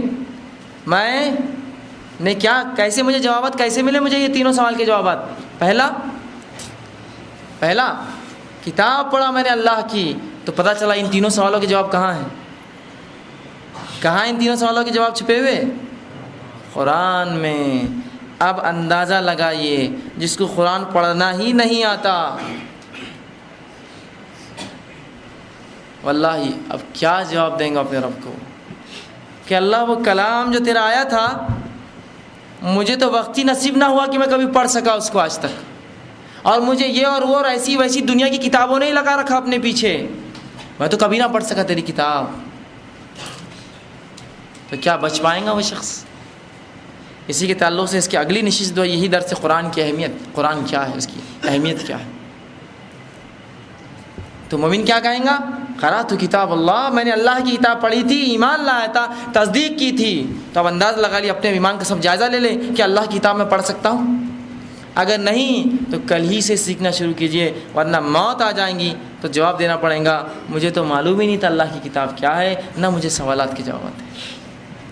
اور جب میں پڑھنے کے بارے میں کہہ رہا ہوں نا تو یہ صرف دیکھ کر پڑھنا نہیں ہے اس میں کافی، یہ بھی ایک عبادت ہے، لیکن اس کو سمجھنا کہ وہ کیا تقاضے ہیں اس کے. اور آج اللہ کی کتاب سے لوگوں کو ایسا دور رکھا جاتا ہے، حتیٰ کہ یہ قول بھی ذلیل لوگ اپنے منہ سے کیسے نکالتے ہیں کہ قرآن پڑھنے سے گمراہ ہو جاؤں گے. بدترین قول، گمراہ کن قول ایک دم اپنے منہ سے. اللہ کی کتاب اپنے بندوں کے لیے، اور تم یہ کہتے ہو کہ یہ گمراہ کرتی ہے. تم علماء حق میں سے نہیں، علماء سے سو میں سے ہو، تم اس امت کے بگڑے ہوئے علماء ہو. کہ اللہ کی کتاب کے تعلق سے یہ عقیدہ یہ گمراہ کرتی ہے. اگر یہ کتاب گمراہ کرتی ہے تو مجھے بتائیے دنیا میں مجھے ہدایت کون دیں گا اب؟ کہ تو اللہ کی کتاب تو گمراہ کر دے رہی ہے مجھے، کہاں جاؤں اب؟ کیا میرا سہارا باقی ہے؟ میرے رب نے تو گمراہ کن کتاب بھیج دی میرے پاس، اب ہدایت کی کتاب کون لائے میرے لیے؟ سب سے پہلا تینوں سوال کا جواب کہاں چھپا ہے؟ قرآن اور اس پہ عمل پہ. 3 صحابی اللہ کے رسول صلی اللہ علیہ وسلم کے پاس بخاری کی روایت ہے، کہا رسول اللہ کی زندگی، اخلاق، حال احوال کیسے تھے؟ تو کیا قرآن نہیں پڑھا کبھی؟ وہی ہے رسول کی زندگی، جاؤ قرآن نہیں پڑھا، وہی رسول کی زندگی ہے۔ ہم نے تو پڑھا ہی نہیں، تو کیا رسول کی زندگی اور کیا قرآن اور کیا کتاب؟ تو فرشتے پوچھیں گے کیسے جواب دیا؟ کہیں گا قرآن پڑھا تھا میں نے، اللہ کی کتاب پڑھا تھا، ایمان لایا تھا، تصدیق کی تھی، مطلب عمل کیا تھا اس کے مطابق۔ تو جو اللہ کی کتاب کو پڑھے، اس کو سمجھے، اس پر عمل کرے، وہی بچنے والا ہے، بقیہ کوئی نہیں بچے گا اس عذاب سے اور اس خبر کے جو ہولناکی سے۔ اب آئیے اس شخص کا حال، جب پوچھا جائے گا تو نے جواب کیوں نہیں دیے، جواب کیوں نہیں آئے تجھے اس کے؟ تو وہ کہیں گا، یا فرشتے کہیں گے کیا قرآن نہیں پڑھا تھا؟ جواب جب اسے نہیں آئے گا، فرشتے پوچھیں گے کیا تو نے قرآن نہیں پڑھا تھا؟ تو کہیں گا نہیں میں نے قرآن نہیں پڑھا تھا۔ رسول اللہ صلی اللہ علیہ وسلم فرماتے ہیں ایک فرشتہ جو کہ اندھا اور بہرا ہوں گا، وہ کھڑا کر دیا جائے گا، وہ پوچھیں گے قرآن پڑھا تھا؟ وہ کہیں کیوں نہیں پڑھا تھا؟ اور رسول اللہ فرماتے ہیں وہ اس کے ہاتھ میں گز ہوں گی، لوہے کی سلاخ ہوں گی، اور وہ زور سے اس کے سر پہ دے مارے گا کہ زمین و آسمان کی تمام مخلوق اس کی چیخ سنیں گی سوائے انسان اور جنات کو چھوڑ کر، جو پڑیں گی گز اس سر پہ۔ قرآن نہیں پڑھا۔ دوسری روایت میں آتا ہے کہ ایک فرشتہ دوسرا جو کہ اندھا اور بہرا ہوں گا، ہتھوڑے لے کر آئیں گا اور دونوں ہتھوڑے زور سے کن پٹی پہ ماریں گا اس شخص کے، اس کا بھیجا نکل کے باہر آئے گا۔ رسول نے فرمایا یہ کیوں ہوگا اس کے ساتھ؟ اس لیے، یا جو بعض علماء کہتے ہیں اس کے ساتھ ایسا کیوں ہوگا، اس لیے کہ یہ دماغی تو مرکز تھا ہر چیز کا، اسی سے تو نے نہیں سمجھا نا اللہ کی کتاب کو، یہ دماغ تو مرکز تھا، تو نے اسی سے نہیں سمجھا، سب سے پہلے اذیت اور عذاب اسی پہ دیا جائیں گا۔ دنیا کے تمام علوم حاصل کیے، بڑے اور چھوٹے، اچھے اور برے، لیکن جب میری کتاب کا معاملہ آیا تو تجھے کچھ نہ سمجھ آیا، کچھ نہ سمجھ پڑی تجھے، سمجھ آیا بات؟ تو قرآن پڑھیے اس سے پہلے کہ یہ موقع آئے کہ گز اور ہتھوڑے اور اس قسم کی چیزیں جو ہے ہمارے سروں پر پڑے، یہ بہت بری بات ہے۔ اور سب سے اہم چیز جو ہے، سب سے اہم چیز جو ہے وہ یہ ہے کہ کلمہ توحید پر ہماری موت آئے۔ جو باتیں ہم نے اس سے سیکھی وہ کیا ہے؟ سب سے پہلی چیز کہ کلمہ توحید پر ہماری موت آئے۔ قرآن مجید ہی وہ کتاب ہے جو ہمارے ان سوالات کے جواب دیتی ہے، اور کلمہ توحید ہی وہ کلمہ ہے جس پر اگر ہم نے زندگی گزاری تو قبر میں آسانی یہی کریں گی ہمارے لیے، ٹھیک ہے؟ تو ابھی دو کام ہمیں جو طے کرنا ہے کہ ہم ایمان پر رہیں گے اور اس کا شرک نہیں کریں گے اللہ کے ساتھ، ایک اللہ کو مانیں گے اور اسی کتاب کی قرات کریں گے، اس کو پڑھیں گے، اسے سمجھیں گے، اس پر عمل کریں گے، تبھی جو ہے ہمیں ہدایت ملیں گی، ورنہ ہم گمراہ ہو جائیں گے۔ یاد رکھیے، ورنہ ہم گمراہ ہوں گے اور قبر میں سوالات کے جوابات بھی نہیں دے پائیں گے، ٹھیک ہے؟ اب وہ اعمال جو قبر کے فتنے سے بچانے والے ہیں، وہ اعمال جو انسان کو قبر کے فتنے سے بچاتے ہیں، وہ اعمال کیا ہے وہ بھی جان لیجیے تھوڑے سے۔ اللہ کے رسول صلی اللہ علیہ وسلم فرماتے ہیں وہ اعمال جو قبر کے فتنے سے انسان کو نجات دلائیں گے وہ ہے جو ارشاد نبوی ہے کہ اللہ کی راہ میں جان دینا، یہ عذاب قبر سے جو انسان کو مستثنا کر دیتا ہے۔ ایک شخص اگر اللہ کی راہ میں شہید ہوا اسے عذاب قبر نہیں ہوتا ہے، یقیناً اس کا حساب کتاب ہوگا قیامت دن، لیکن عذاب قبر اسے نہیں ہوگا۔ اس طرح آپ صلی اللہ علیہ وسلم فرماتے ہیں کہ ایک ایسا شخص جو اسلامی مملکت، اسلامی حکومت کی ریاستوں کی سرحد کی جو ہے نگرانی کرتا تھا، ایسا شخص بھی ہے جس کو جو ہے اللہ کے رسول فرماتے ہیں اس کو بھی جو ہے قبر کا عذاب نہیں ہوگا، یہ بھی بچ جائیں گا اس عذاب سے۔ تیسرا رسول اللہ فرماتے ہیں سورہ ملک کو جو شخص بکثرت پڑھیں گا تو وہ شخص بھی جو ہے فتنہ قبر ملوث نہیں ہوں گا، عذاب قبر اس پہ نہیں ہوں گا۔ اور آپ صلی اللہ علیہ وسلم کے تعلق سے آتا ہے آپ ہر رات سونے سے پہلے اس کی تلاوت کرتے تھے۔ لیکن یاد رکھیے جب میں یہ ساری باتیں بتا رہا ہوں، شہادت اور اس کے بعد جو ہے مراتبہ یا اسلامی فوج کی جو مسلمانوں کی حکومتوں کی جو ہے حفاظت کرنا، یہ تمام چیزیں کب جہنم کی فتنہ قبر کے عذاب سے بچائیں گی؟ جب توحید اور قرآن پڑھا ہوگا، یہ شرط ہے پہلے۔ اگر مشرک تھا اور کتنے ہی حفاظت کی اور کتنے ہی سورہ ملک پڑھ ڈالے، ثواب ملیں گا اس کو؟ کچھ بھی نہیں ملیں گا، اس لیے کہ جو اصل ہے وہ توحید ہے اور اصل جو ہے وہ اللہ کی کتاب ہے۔ اس کے بعد یہ ساری چیزیں یاد رکھیں۔ تیسری چوتھی چیز رسول اللہ صلی اللہ علیہ وسلم فرماتے ہیں تلاوت قرآن مجید، جو قرآن مجید بھی جو عذاب قبر سے محفوظ رکھیں گا، جو شخص قرآن مجید پڑھیں گا وہ عمل بھی اس کو عذاب قبر سے محفوظ ہے۔ اسی طرح فرماتے ہیں پانچویں چیز مسجد کی طرف اٹھنے والے قدم، کہ جو شخص مسجد کی طرف بڑھیں گا، رسول اللہ فرماتے ہیں مسجد کی طرف چلنے والے قدم جو ہے ان کو بھی اللہ سبحانہ تعالیٰ قبر کے عذاب سے، قبر کے فتنے سے بچائیں گا۔ مسجد کی طرف اٹھنے والے قدم مطلب کیا؟ جو نمازوں کو جاتے ہیں 5 وقت۔ اسی طرح آپ فرماتے ہیں کہ نماز، روزہ، زکوٰۃ، نفلی صدقات، نفلی نماز اور صلہ رحمی، یہ بھی لوگوں کو جو ہے قبر کے فتنے سے بچاتی ہے. اور رسول اللہ صلی اللہ علیہ وسلم فرماتے ہیں لوگوں سے نیکی کرنا یہ بھی عذاب قبر سے آپ کو جو پناہ دیتی ہے. آپ نے فرماتے ہیں ارشاد مبارک ہے کہ قبر میں جب عذاب کا فرشتہ سر کی طرف سے انسان کے پاس آتا ہے جو مرا ہوا ہے, تو اللہ کے رسول نماز کہتی ہے کہ اس طرف سے راستہ نہیں ہے, اس طرف سے راستہ نہیں ہے تمہارے لیے. اور جب اللہ کے رسول فرماتے ہیں کہ وہ جو ہے وہ شخص جو ہے عذاب کا فرشتہ جو ہے وہ پاؤں کی طرف سے آتا ہے, تو اللہ کے رسول صلی اللہ علیہ وسلم فرماتے ہیں کہ اسے جو ہے پاؤں کی طرف سے جب فرشتہ آتا ہے تو اسے کہا جاتا ہے, تو زکوٰۃ اس کا روزہ کہتا ہے یہاں سے بھی جو ہے جگہ نہیں جانے گی تمہیں. اور جب دائیں اور بائیں سے آتا ہے تو اس کی جو ہے نفلی صدقات, اور وہ کہتے ہیں یہاں سے بھی تمہارے لیے جگہ نہیں جانے کے لیے, یہاں سے تم نہیں جا سکتے اس شخص. تو یہ سارے عمل بچائیں گے. اسی طرح آپ صلی اللہ علیہ وسلم ایک اور روایت میں فرماتے ہیں کہ دو اور چیزیں ہیں کہ جمعہ کے دن یا جمعہ کی رات مرنا یہ بھی عذاب قبر سے مستثنا ہے. بہرحال حساب و کتاب قیامت دن ہوں گا, اس سے مستثنا نہیں ہے, اس سے چھوٹ نہیں ہے, صرف عذاب قبر سے اس کی فتنے سے چھوٹ ہوں گی. اور اسی طرح آپ سے فرماتے ہیں پیٹ کی بیماری سے جو شخص مرے یہ بھی عذاب قبر سے, عذاب فی قبر کے فتنے سے بچ جائے گا. بہرحال یہ دونوں حالتیں انسان کے اختیار میں نہیں ہیں.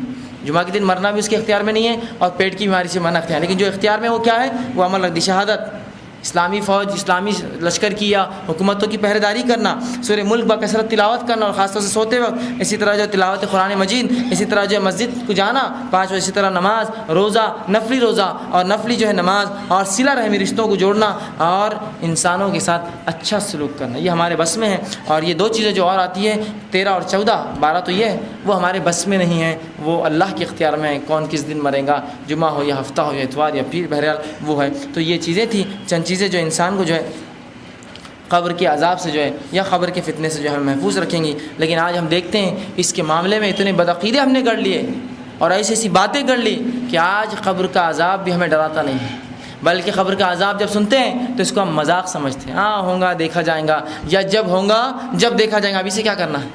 یہ قسم کے ہمارے اقوال ہیں. اور یہ دیکھا گیا لوگوں کہتے ہوئے ہم موت سے نہیں ڈرتے. موت کو جانا ہی نہیں تو کیا معلوم کہ اس کا ڈر کیا ہوتا ہے. جب موت کی سختیاں جان رہے ہیں تو جب سمجھ میں گا موت سے ڈر ہونا چاہیے. ابو ہریرہ رضی اللہ عنہ کے تعلق سن لیجیے, آپ کی موت کا وقت آیا تو رونے لگے. لوگوں نے کہا ابو ہریرہ کیا دنیا چھوڑنے کا غم ہے تمہیں؟ تو کہا نہیں, دنیا چھوڑنے کا غم نہیں ہے, لیکن راستہ بہت لمبا ہے اور زاد راہ, راستے کا سامان بہت تھوڑا میں نے کمایا ہے. راستہ لمبا ہے اور میں نے ایک ایسے ٹیلے پر شام گزاری ہے کہ اس ٹیلے کے آگے مجھے نہیں پتا کہ میرے لیے اچھائی ہے, برائی ہے, یا جنت ہے یا جہنم ہے. یہ صحابی رسول کا معاملہ. ہاں کسی نے بہت زیادہ عمل کیا تو وہ کہے کہ بھائی میں موت سے نہیں ڈرتا, لیکن بڑے بڑے صحابہ موت سے ڈرتے تھے, اس لیے کہ ویسے اعمال نہیں تھے ہمارے پاس یا ان کے پاس. وہ سوچتے سمجھتے تھے, حالانکہ نیکیوں میں ہم سے بہت زیادہ آگے تھے, لیکن وہ یہ سمجھتے تھے یہ کچھ بھی نہیں ہے, یہ تو بالکل زاد راہ, سامان راہ, توشہ راہ بہت تھوڑا سا ہو گیا اور راستہ بہت لمبا گزارنا ہے. عثمان ابن عفان رضی اللہ عنہ کے تعلق سے آتا ہے کہ قبر پہ جب بھی جاتے گزرتے تو وہاں اتنا کثرت سے روتے کہ آپ کی داڑھی پوری جو ہے آنسوؤں سے تر ہو جاتی. عمر ابن خطاب رضی اللہ عنہ کے تعلق سے آتا ہے کہ قبر کے عذاب کا جب معلوم واقعہ سنتے قبر سے گزرتے تو اس طرح سے روتے کہ آپ کی آنکھوں پہ کالے حلقے پڑ گئے تھے رونے سے. اس طرح ابوبکر صدیق رضی اللہ عنہ کے تعلق سے آتا ہے کہ جب قبر کے عذاب کی بات ہوتی تو یہ جو ہے رو اٹھتے, حتیٰ کہ چہرے پر نشان پڑ گیا آپ کے چہرے مبارک پر آنسوؤں کے گرنے سے. اس طرح جو ہے ایک صحابی کے سامنے جب رسول اللہ نے قبر کی فتنے اور عذاب کے بارے میں کہا تو انہوں نے کہا کاش کہ میں ایک جھاڑ ہوتا, کوئی مجھے کاٹ کر جلا دیتا, میں انسان نہ ہوتا, اس لیے کہ اتنا مبتلا کیا جاؤں گا قبر کے عذاب میں. تو یہ صحابہ کا ڈر تھا اس سے. ایک صحابی کے بارے میں آتا ہے کہ ایک بار ایک جو ہے ایک جگہ سے گزرے اور وہاں آگ جلتی دیکھی تو وہ دیکھ کر بے ہوش ہو گئے. تو یہ حالات تھے ان کے صحاباؤں کے کہ موت سے اس قدر وہ ڈرا کرتے, کیوں تو وہ سمجھتے کہ اتنے اعمال ہمارے پاس نہیں ہے جو ہمیں جو ہے اس سے وہ کر سکے یا جو ہے ہمارے لیے آسانیاں کر سکیں. تو بہرحال ہم میں سے ہر شخص کوشش کرے موت کو سب سے پہلے تو آسان چیز نہ سمجھے, اور رسول اللہ کی کہے کے مطابق عقل مند بن جائے. موت سے پہلے اس کی تیاری کر لے, موت سے پہلے اس کی تیاری جو کچھ ہو سکتا ہے. اور سب سے پہلے اس کی تیاری میں کیا کریں گے ہم؟ فرض عبادتیں, توحید پہ چلیں گے, نماز پڑھیں گے, روزہ رکھیں گے, زکوٰۃ دیں گے, حج کریں گے. اور توحید اصل ہے یہ سب چیزوں کی قبولیت کے لیے. تو سب سے اہم کیا ہوا؟ توحید پر چلیں گے, کلمہ طیبہ پر چلیں گے, فرض عبادتیں کریں گے, پھر سنت عبادتیں کریں گے اور نفلی عبادتوں میں اضافہ کریں گے تاکہ قبر کے عذاب سے بچے, تاکہ جو ہم جو اللہ کے پاس جائے تو کچھ ہو ہمارے پاس اعمال بتانے کے لیے اپنے رب کو. ورنہ ایسا نہ ہو کہ اللہ موت کا وقت آ گیا اور میں تو نشے میں تھا، میں تو غرق تھا پکچر اور ٹی ویوں میں تو بری عادت اور بری لت میں تھا، حرام کاری میں تھا اور سود اور جوا اور اس قسم کے کاموں میں اور زنا اور بدترین اعمال میں تھا، اور موت آ گئی اور پھر کہے رب ارجعوا لعلی اعمل صالحا، اے اللہ موقع دے دو ایک تھوڑا سا بس نیک عمل کرنے کا۔ اور موت کا معاملہ ہی تو ایسا عجیب ہے، معاملہ بھی ایسا عجیب ہے کہ کب آئیں گی معلوم نہیں۔ اگر معلوم ہو جاتا 60 سال میں آئیں گی تو کم از کم میں اس سے پہلے اصلاح تو کر لیتا اپنے اعمال کی، لیکن اس کا معاملہ کیا ہے؟ کیا ہے اس کا معاملہ؟ پچھلے رمضان تھوڑا غور کر لے، جو لوگ اس درس میں آتے تھے اس رمضان دیکھ لیں کتنے لوگ ان کے خاندان میں مرے ہیں، اور کتنے دوست جو ساتھ آتے تھے آج نہیں آتے ہیں، ان کا انتقال ہوگا پچھلے رمضان، اس رمضان سے پہلے۔ اور اگلے رمضان جب ہم جمع ہوں گے پتہ نہیں اس میں سے اور کتنے لوگ چلے جائیں گے اس دنیا سے، ہے نا؟ تو اس کا کوئی وہ بھی نہیں ہے کہ 60 سال 50 سال تاکہ 40 سال بعد نیک اعمال شروع کر دوں، ہے نا؟ تو کم از کم توبہ کی تو اس نیت ہو، ورنہ ایسا نہ ہو اگلا جمعہ دیکھیں گے، اگلا رمضان دیکھیں گے، اگلے مہینے سے ہوں گے اور اگلا جمعہ کس نے نصیب کیا؟ اس کو کوئی لکھ کے دیتا ہے کہ بانڈ پہ اگلا جمعہ تک میں زندہ رہوں گا، اور اگر توبہ بھی نہ ہو مخلص تو یاد رکھیے جہنم میں جائیں گے سیدھا اور چلیں گے۔ ان کم از کم توبہ کو تو مانتا ہو، اے اللہ جو بھی گناہ ہوئے ہیں توبہ کرے اپنے رب سے کہ میں نے گناہ اور خطائیں کی، مجھے معاف عطا فرما، جو بھی شرک اور کفر اور بدعت کیا ہو مجھے معاف کر، اور اب میں تیرے دین پر چلوں گا، اس کا وعدہ کرے اپنے رب سے۔ ورنہ موت آ لے اڑیں گی، جو ہے لے کر اچک جائیں گی، اور پھر ہم چلا اٹھیں گے کہ ہائے یہ اور ہائے۔ آج دیکھتے ہیں نوجوان لوگ فلاں جگہ سے نکلے، فلاں جگہ گئے، انتقال ہو گیا، نوجوان لوگ۔ تو آج موت کے لیے کوئی وقت نہیں ہے کہ بوڑھا ہی مرے گا اور جوان، یاد رکھیے اس سے پہلے کہ ہماری موت آئے اس کی تیاری کر لیں۔ اور رسول اللہ صلی اللہ علیہ وسلم ایک صحابی کے پاس گئے، موت کا وقت قریب تھا، کہا کیسے محسوس کرتے ہو؟ تو کہا بہت ڈرتا ہوں اللہ کے عذاب سے۔ کہا اور کیسا محسوس کرتے ہو؟ کہا کہ بہت جو ہے امید ہے اپنے رب کی رحمت سے، جنت کی امید بھی کرتا ہوں، جہنم سے ڈرتا بھی ہوں۔ رسول اللہ نے کہا جو ایسی موت مرا وہ صحیح مرا، مطلب یہ موت سب سے صحیح موت ہے کہ اللہ سے ڈر بھی ہو اپنے گناہوں کا کہ جہنم نہ دے دے، اور امید بھی ہو کہ مجھے جنت میں ڈالے۔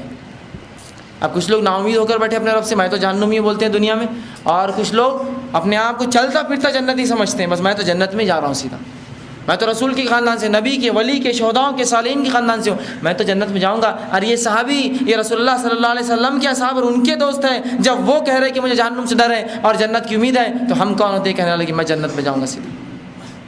اور گمراہی اتنی ہو چکی ہے، جب کسی کا انتقال ہوتا ہے تو لوگ کہتے ہیں ان کی مغفرت کی دعا مت کیجیے، ان کے جنت میں بلند درجے کی دعائیں کیجیے۔ سوال یہ ہے کس نے دیکھا کون جنت میں اور کون جہنم میں جائے گا؟ کیا آپ کو پتہ ہے کہ آپ لکھ کے دے سکتے ہیں کہ جنتی ہے؟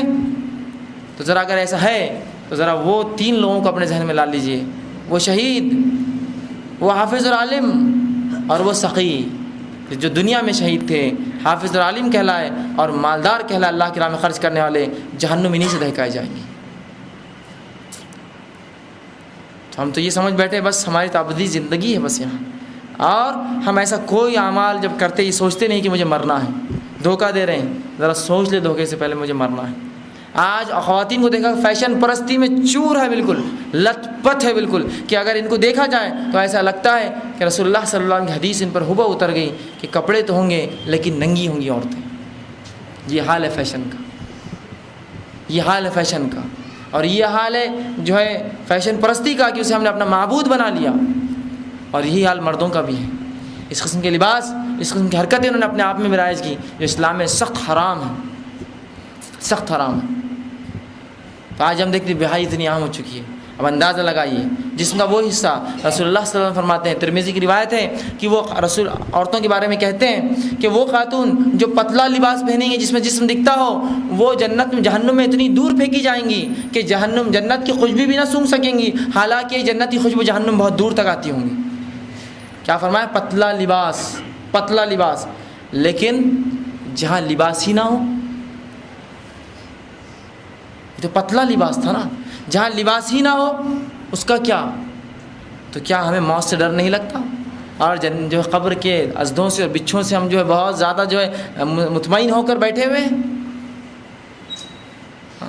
رسول اللہ صلی اللہ علیہ وسلم فرماتے ہیں ایک مرد کی عورت، اس کی سطر ناف سے لے کر گھٹنا ہے، ایک مرد کا سطر ناف سے لے کر گھٹنا ہے، مطلب ناف بھی وہ دکھا نہیں سکتا الا ناف کے نیچے، چلو ٹھیک ہے ناف اس کے نیچے کا حصہ چھپانا ہے اس کو، لیکن ہم دیکھتے ہیں ہمارے گھر کی خواتین پیٹ سے لے کر ناف سے لے کر اس کے نچلے حصے ان کے دکھائی دیتے ہیں. پیٹھ دکھتی ہے اور پیچھے پوری کمر دیکھ سکتا ہے, اس قسم کے لباس پہنتی ہیں.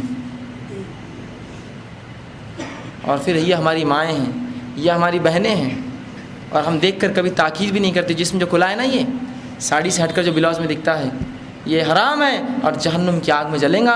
رسول فرماتے جو پتلا ہو وہ جنت جانا تو دور خوشبو نہیں سکیں گی, جس کا غائب ہو اس کے تعلق سے اللہ ہی جانتا کیا عذاب ہو. تو کیا ہم اللہ سے بہت بے پرواہ ہو کر بیٹھے ہوئے اور یہ زندگی میں اتنے لگ چکے ہیں, اور اس کی چمک اور دمک کیا ہمیں اتنا اچک لے گئی ہے کہ ہم موت کو مکمل بھول چکے ہیں. یاد رکھیے, موت کو یاد کیجیے. رسول اللہ صلی اللہ علیہ وسلم موت کو کثرت سے یاد کرتے, اسی لیے آپ صلی اللہ علیہ وسلم بہت کم مسکراتے, حدیث میں آتے بہت کم ہنستے. اور آپ صلی اللہ علیہ وسلم فرماتے ہیں کہ اگر میں اللہ سے دعا کروں اور جو مردوں کو عذاب ہوتا ہے تمہیں بتا دیا جائے تو تم بہت زیادہ روؤ گے اور کم ہنسو گے, بہت کم ہنسو گے. لیکن آج موت ہم بھلا چکے ہیں, فیشن میں, حرام میں, دکھاوے میں, اونچے ایک دوسرے کو اونچا اور نیچا دکھانے میں اس طرح سے ملوث ہوئے کہ آج کچھ بھی نہ رہا. حتیٰ کہ نماز, روزہ, زکوٰۃ, حج بھی صرف شو کی عبادتیں ہیں, شو دکھانے کے لیے. سب کرتے ہیں تو ہم کرتے ہیں, لیکن سب سے اہم چیز ہے آپ کے توحید. آپ دین خالص دین پر چلیں اور اخلاقیات, آپ کی اخلاق اچھے ہو لوگوں سے. ورنہ آج دیکھا جاتا ہے کہ لوگ برے اخلاق کے حامل ہیں. جب انہیں کتاب و سنت کی بات بتائی جاتی ہے تو لوگوں کو گالیاں دے دے کر اور سمجھاتے ہیں باتیں جا کر, اور ان سے لڑتے اور جھگڑتے اور نیچے دکھاتے اس علم سے. رسول اللہ صلی اللہ علیہ وسلم فرماتے ہیں جو شخص دین کا علم حاصل کرے اس لیے کہ کسی کو نیچا دکھائے وہ جنت میں نہیں جائیں گا کبھی. آج ایک چیز ہم کو آج معلوم ہوئی, جاتے اور لوگوں کو گالیاں دینا شروع کر دیتے ہیں, ارے وہ ایسے اور ویسے. آج ہم کو سدھرنے کتنا وقت لگا, تو کیا ایک دن میں آپ اس کو سدھارنا چاہتے ہیں جا کر, ایک جھٹکے میں جا کر آج سنا اور کل سدھارا؟ تو دین کے علم کو صحیح سمجھیے, دین کیا ہے, اس کو مذاق کا موضوع یا لوگوں کو جو ہے ایک مذاق اڑانے کا موضوع نہ بنانے دیں اپنے لیے, بلکہ اسے سمجھے اور اللہ کے رسول صلی اللہ علیہ وسلم جس طرح سے اس کو پھیلایا ویسا اس کو پھیلائے. اور نوجوانوں سے خاص طور سے میری یہ گزارش ہے کہ جب وہ کوئی بات سنتے کتاب و سنت کی اس کو پڑھے, اس کو جانے, اس مسئلے کا علم حاصل کرے اور پھر اس بات کو دوسروں تک پھیلائے, نہ کہ یہ کہ وہ غلط بولنا شروع کر دے بیٹھے بیٹھے یہیں سے. یہ بہت بری بات ہے اور یہ اکثر ہو رہا ہے. اور دوسرا, اپنے والدین کی فرمانبرداری اور اطاعت کرے. ورنہ یہ دیکھا جاتا ہے ایک شخص کتاب و سنت کی کوئی بات سیکھتا ہے, اپنے ماں باپ کو گالیاں دیتا ہے, ارے وہ تو مشرک ہے, وہ تو ہندوؤں کے جیسے رہتے ہیں میرے ماں باپ. تو شرم ہے تجھ پر کہ تیرے ماں باپ ہندوؤں کے جیسا رکھتے اور تو خوش یہاں کھڑا ہے سڑک پہ ہمارے ساتھ. جا ان کی اصلاح کرتا تو وہاں, اور اس بات کو چھپا کے رکھتا اپنے اندر اور ان کی اصلاح کرتا, عوام میں چیختے چلاتے نہ پھرتا. یہ دکھاوا ہے کہ دیکھو میں کتنا توحید پرست ہو گیا, میرے ماں باپ آج ہی مشرک. دکھاوا ہے خالص. تو جس کے دل میں تڑپ ہوتی ہے وہ روتا ہے اپنے والدین کے لیے اگر وہ ان کی اصلاح نہ ہو تو, اور ان کو سمجھانے کا طریقہ ہوتا ہے. اور بڑے اور چھوٹوں کے ادب کا لحاظ رکھیے. آپ کے تھوڑا سا علم آپ کو کسی بڑے سے اونچا نہیں کر دیتا ہے, بڑے بڑے ہوتے ہیں, ان کی کوئی بڑی سے بڑی غلطی ان کو آپ سے چھوٹا نہیں کرتی ہے. ان کی اصلاح کی جائیں گی وہ الگ مسئلہ ہے, لیکن آپ سے چھوٹے نہیں ہوئے وہ, ان کو آپ تھپڑ مار کے نہیں سمجھا سکتے. ان کو ادباً آپ کو سمجھانا ہوگا, شیخ ایسا کیوں, والد صاحب ایسا کیوں, دادا ایسا کیوں, نانا یہ کیوں ہو رہا ہے, بڑے حافظ صاحب یہ کیوں. یہ نہیں کہ آپ غلط کر رہے ہیں, سمجھ, یہ بڑی اہم چیز ہے. ورنہ لوگ علم سیکھتے ہیں اور دوسروں کو تکلیف دیتے ہیں, یہ بری بات ہے. آخر میں اللہ سبحانہ تعالیٰ سے دعا ہے کہ اللہ سبحانہ تعالیٰ ہمیں کہنے سننے زیادہ عمل کی توفیق دے. اللہ سبحانہ تعالیٰ قبر کے فتنے اور اس کی جو ہے تمام جو عذابوں سے ہماری حفاظت کرے اور تمام امت اسلامیہ کی حفاظت کرے. اللہ سبحانہ تعالیٰ قبر کے سوالات کے جوابات ہمارے لیے آسان کرے, اور اللہ سبحانہ تعالیٰ ہمیں جب تک زندہ رکھے کلمہ طیبہ اور توحید پر زندہ رکھے, اور جب بھی ہمیں جو ہے موت دے وہ ایمان پر موت دے. وآخر دعوانا الحمدللہ رب العالمین. سبحان ربک رب العزت عما یصفون وسلام علی المرسلین. جو درس ہوتا ہے اتوار کے دن صبح 10:30 اس میں آپ آئیے, جتنے آپ کے سوالات انشاءاللہ جوابات دیے جائیں گے. یہاں وقفہ کم ہوتا ہے, لوگ زیادہ ہوتے ہیں, خواتین بھی ہیں, مرد حضرات ہیں, تو میرے لیے بہت ناممکن سی بات ہے کہ میں سب کے جوابات دے سکوں. دوسری چیز, جب میں کسی چیز کا جواب دیتا ہوں تو یہ علم کی بنیاد پہ ہوتا ہے, اللہ کی کتاب, اس کے رسول صلی اللہ علیہ وسلم کے طریقے پہ اور خلفاء راشدین اور صحاباؤں کی طرز پہ ہوتا ہے. تو اگر کسی کو بات نہ سمجھے یا کچھ سے غلط لگے تو میری اصلاح کرے, باہر جا کے بولنے سے کوئی فائدہ نہ ہوگا اللہ کہ اس کے اپنے اعمال وہ ضائع کریں گا. کل کسی نے مجھے بتایا کہ کوئی صاحب جو ہے آپ کے بارے میں جو ہے کہہ رہے تھے کہ وہ تو کچھ بھی بولتا ہے ایسا ہے, تو میں نے کہا اسے ایک بسکٹ کا پیکٹ دے دینا تھا کم از کم. تو کہا کیوں؟ اس لیے کہ اسے تحفہ دو, اس لیے کہ اس نے اپنی نیکیاں مجھے دی. امام حسن بصری رحمہ اللہ کے تعلق سے آتا ہے, یہ تابعی کبار تابعین میں سے تھے. جب ایک آدمی ان کی بہت برائی کرتا تو اس کو ہمیشہ تحفے بیچتے. تو اس نے کہا یار تم تحفے کیوں بیچتے ہو؟ تو کہا تم غیبت کرتے ہو اور اپنی نیکیاں مجھے دیتے ہو, اس سے اچھا آدمی کون ہوگا جو مجھے اپنی نیکیاں دیتا جائے. تو میں نے کہا کچھ نہیں تھا تو آپ اس بسکٹ کا پیکٹ میرے طرف سے تحفے میں اس کو دیتے کہ یہ لے جائیے آپ, اس لیے کہ آپ نے ایک اچھا کام کیا میرے لیے. بہرحال تو میری اصلاح کریں, یہاں نہیں مل سکتے اتوار کے درسوں میں آئے، مجھے الگ سے ملے اور میری اصلاح کرنے کی کوشش کریں، نہ کہ آپ خواہ باتیں پھیلائیں جس سے کچھ نہیں ہوتی، اللہ کہ آپ افواہیں پھیلاتے ہیں، شر پھیلاتے ہیں اور صحیح علم کو بھی آپ بدنام کرنا شروع۔ بہرحال ٹھیک ہے، اگر آپ کو کوئی سوال ہو تو ایک ایک کر کے خواتین کی طرف سے ایک شیٹ لی جائیں گی اور مردوں کی طرف سے ایک شیٹ لی جائیں گی اور انشاءاللہ جواب دینے کی کوشش کی جائیں گی۔ آپ لوگوں سے پھر وہ ہے کہ آپ بات نہ کریں اور اطمینان اختیار کریں تاکہ سوالات کے جواب لوگ سن سکیں۔ لوگ کہتے ہیں کہ حساب کتاب قیامت کے روز ہوگا، پھر کیسے ہمیں پتہ چلے گا قبر میں ہم جنت میں ہوں گے یا جہنمی ہوں گے؟ بڑا اچھا سوال کیا کہ حساب و کتاب تو قیامت کے دن ہوگا، تو پھر ہمیں کیسا پتہ چلے گا کہ ہم جنتی یا جہنمی ہوں گے؟ تو اس معاملے میں بات یاد رکھیے کہ ایک انسان نے جو زندگی بھر اعمال کیا اس کو آخری مطلب جنت یا جہنم کے فیصلے سے پہلے اپنا ٹھکانہ بتا دیا جائے گا اور ہلکی سزا دینا شروع ہو جائیں گی۔ یاد رکھیے جہنم کی سزا تو بہت زیادہ ہوں گی، یہ ہلکی سزا ہے جو ابتداءً دی جائیں گی تاکہ انسان جو ہے جان لے کہ اس کو آخرت میں کیا ملنے والا ہے اور زیادہ تکلیف میں ملوث ہو جہنمی، اور جنتی اور زیادہ خوش ہو۔ ٹھیک ہے، اسی طرح جو ہے خواتین کے سوالات جو آئیں گے انشاءاللہ وہ خواتین اس پر خواتین لکھ کر جو بھیجیں۔ اس کے بعد کا درس بھی اپنے آپ میں بڑی اہمیت رکھتا ہے، وہ ہے قرآن کی اہمیت، قرآن کیا ہے اور اس کے تعلق سے جو غلط فہمیاں ہم انشاءاللہ میں اس کا جواب دوں گا۔ آپ سبھی سے گزارش ہے کہ آپ اسی جگہ بیٹھ کر چائے پیے اور اس کے بعد جو ہے وہ درس بھی سماعت فرمائیں۔ جی آواز تھوڑی سی آپ نیچے رکھیے سوال تاکہ آپ بھی سن سکیں میں بھی۔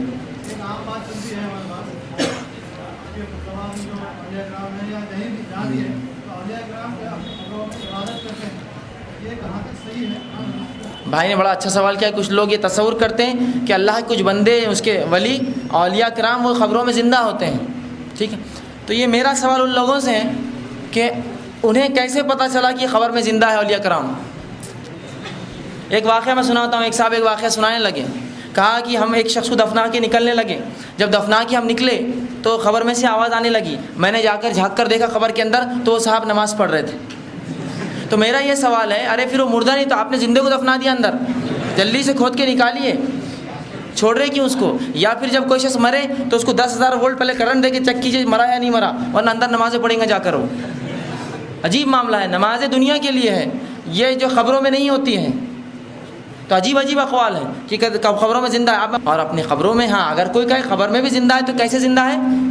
برزخ میں ہے، اور ویسے تو آپ میں سب زندہ رہیں گے پھر، جیسا جہنمی کو عذاب کا مزہ مل رہا تو جنتیوں کو جنت کا مزہ مل رہا، تو ویسے تو میں اور آپ بھی رہیں گے، اس میں کیا پھر اولیاء میں فرق ہے؟ بہرحال تو یہ بہت غلط عقیدہ ہے کہ وہ زندہ ہے ہو دنیا جیسا، کھاتے پیتے نماز روزہ کرتے ہیں، یہ بری بات ہے۔ حدیث میں آ گیا نیک انسان سورج ڈوبتا ہوا دیکھیں گا، بولے گا نماز کا وقت ہوا، کہا جائے گا اب نماز نہ رہی تو وہ کہیں گا ہاں ٹھیک ہے، اور جو ہے پھر وہ آرام سے لیٹ جائیں گے۔ اسی طرح ایک سوال ہے، جو لوگ باڈی کو جلاتے ہیں تو ان کے ساتھ کیسا ویوہار ہوگا؟ کیا یہ بھی جو ہے یا کوئی جانور کھا لیا؟ بڑا اچھا سوال کیا کہ ایک انسان مر گیا اور جلا دیا اس کو، اب آپ تو خبر کی باتیں کر رہے ہیں ہم لوگ، انسان تو جل گیا تو کیا؟ تو اسی لیے میں نے کہا یہ جو سوال جو حساب و کتاب ہو رہا ہے یہ برزخ کے عالم میں ہوتا ہے، جس کو ہم اپنی زبان میں قبر کی زندگی کہتے ہیں، لیکن در حقیقت یہ ایک مقام ہے جسے برزخ کہتے ہیں، عالم برزخ، وہاں ہو رہے۔ تو ایک انسان اگر جل بھی گیا، راکھ بھی بنا دیا گیا اور 1000 ندیوں میں بھی اس کی راکھ بہائی گئی تو اللہ عالم برزخ میں سے واپس اٹھا لیں گا، کیا مشکل ہے اللہ کے لیے؟ آئیے ایک حدیث سنی، مسلم کی ایک روایت ہے، آپ صلی اللہ علیہ وسلم فرماتے ہیں ایک شخص تھا، اس نے اپنے بیٹوں سے وصیت کی جب میں مر جاؤں تو مجھے جلانا اور تیز ہوا میں الگ الگ مقامات پر اڑا دینا، تاکہ اگر اللہ قادر ہوں گا تو مجھے واپس اٹھا لیں گا، قادر ہوں گا تو۔ جیسی ہی اس کو جلا کر آگ اڑائی گئی، اللہ کے رسول فرماتے اللہ نے اسے کھڑا کر دیا اس کے سامنے، کہا اے میرے بندے ایسا کیوں کہا تھا جلانے کا؟ تو کہا اللہ میں تجھ سے ڈرتا تھا، اب میرے اعمال اتنے خراب تھے تو میں نے اس لیے یہ حکم دیا تھا۔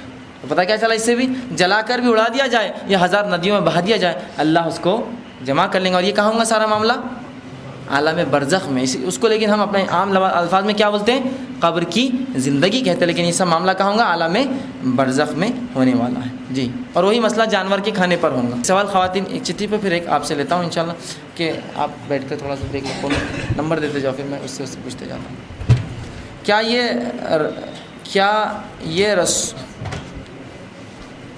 سلوک ایک بچہ جو پیدا ہو تو اس کے سوال یہ کہ کیا چھوٹا بچہ ہے اس کا انتقال ہوا تو کیا اس سے بھی یہی ہوگا؟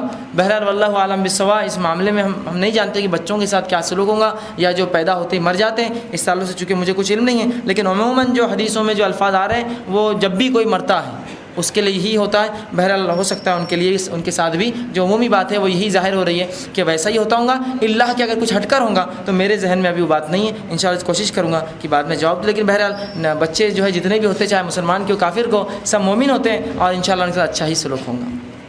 جی ایک ان سے التاف نے کیا.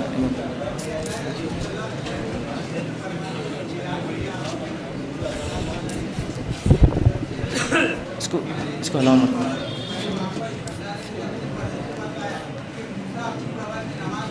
جی بھائی نے بڑا اچھا سوال کیا. میں نے کہا کہ قبر میں نماز نہیں پڑھ سکتا کوئی, تو رسول اللہ جب معراج گئے تو آپ نے دیکھا کہ موسیٰ علیہ السلام قبر میں نماز پڑھ رہے تھے, تو یہ واقعہ بالکل درست ہے. اور وہ موسیٰ علیہ السلام ایک نبی ہے اور نبیوں کا معاملہ عام انسانوں ذرا ہٹ کر ہوتا ہے قبر کے اندر. جیسے کہ آپ صلی اللہ علیہ وسلم فرماتے ہیں نبیوں کے جسموں کو جو ہے مٹی نہیں کھاتی, نبیوں کا جسم مٹی کے لیے حرام ہے. تو بہرحال یہ نبیوں کا معاملہ ہے, وہ ہٹ کر ہے. اور اگر کوئی بولتا ہے موسیٰ پڑھتے ہیں لہٰذا میرا ولی بھی پڑھتا ہے, تو نعوذ باللہ آپ نے اپنے ولی کو موسیٰ علیہ السلام سے موازنہ کر دیا لے جا کر. وہ موسیٰ علیہ السلام کی خصوصیت ہے, اس سے ہٹ کر جو دوسرے نبیوں کو رسول اللہ نہیں دیکھا. بہرحال تو بس وہ موسیٰ علیہ السلام کے حد تک ہی رکھے, اس سے ہٹ کر نہ. ایک سوال ان کا تھا. جی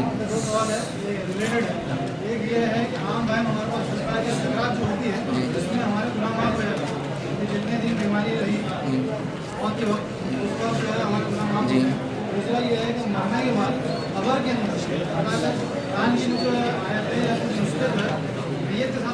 میں نے ایک سوال کیا کہ کچھ لوگ یہ تصور کرتے ہیں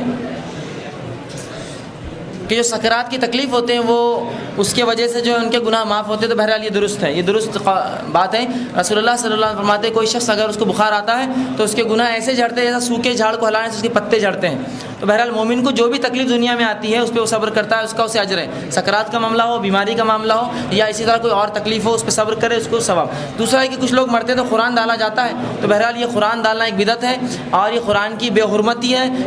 ان کو گناہ ملے گا جو بھی قبروں میں قرآن ڈالیں گے, اس لیے کہ قبرستان قرآن پڑھنے کی, نماز پڑھنے کی جگہ نہیں ہے. ایک سوال لیڈیز کا ہے.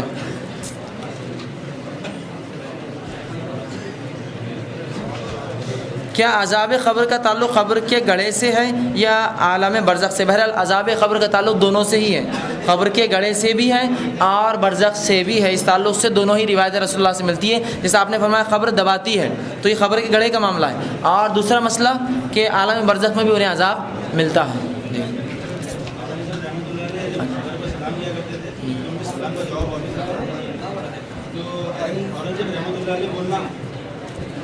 بہرحال ایک سوال آیا ہے, بڑا اچھا سوال ہے کہ اورنگزیب کی تعلق سے انہوں نے سوال کیا کہ وہ جب خبر سے گزرتے تو سلام کرتے, جواب آتا. یاد رکھیے من گھڑت بات ہے, رسول اللہ صلی اللہ علیہ وسلم کو کبھی خبر سے جواب نہیں آیا, تو یہ اورنگزیب کون ہوتے ہیں ان کو خبر میں جواب آئے.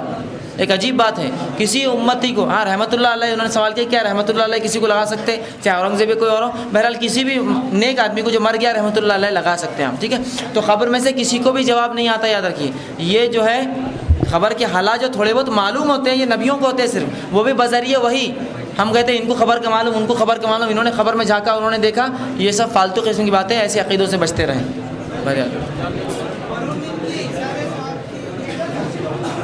بھائی نے ایک اچھا سوال کیا, تھوڑا سا خاموشی اختیار کرے پھر آپ, کہ مرحومین جو لوگ مر چکے ہیں ان کے ایصال ثواب کے لیے کیا کریں. تو سب سے پہلے چیز یہ آپ یہ کہیں کہ میت کے ایصال ثواب کے لیے کیا کریں. اس لیے کہ جب مرحومین کہیں گے اس کا مطلب ہوتا ہے ان پر رحم ہو گیا.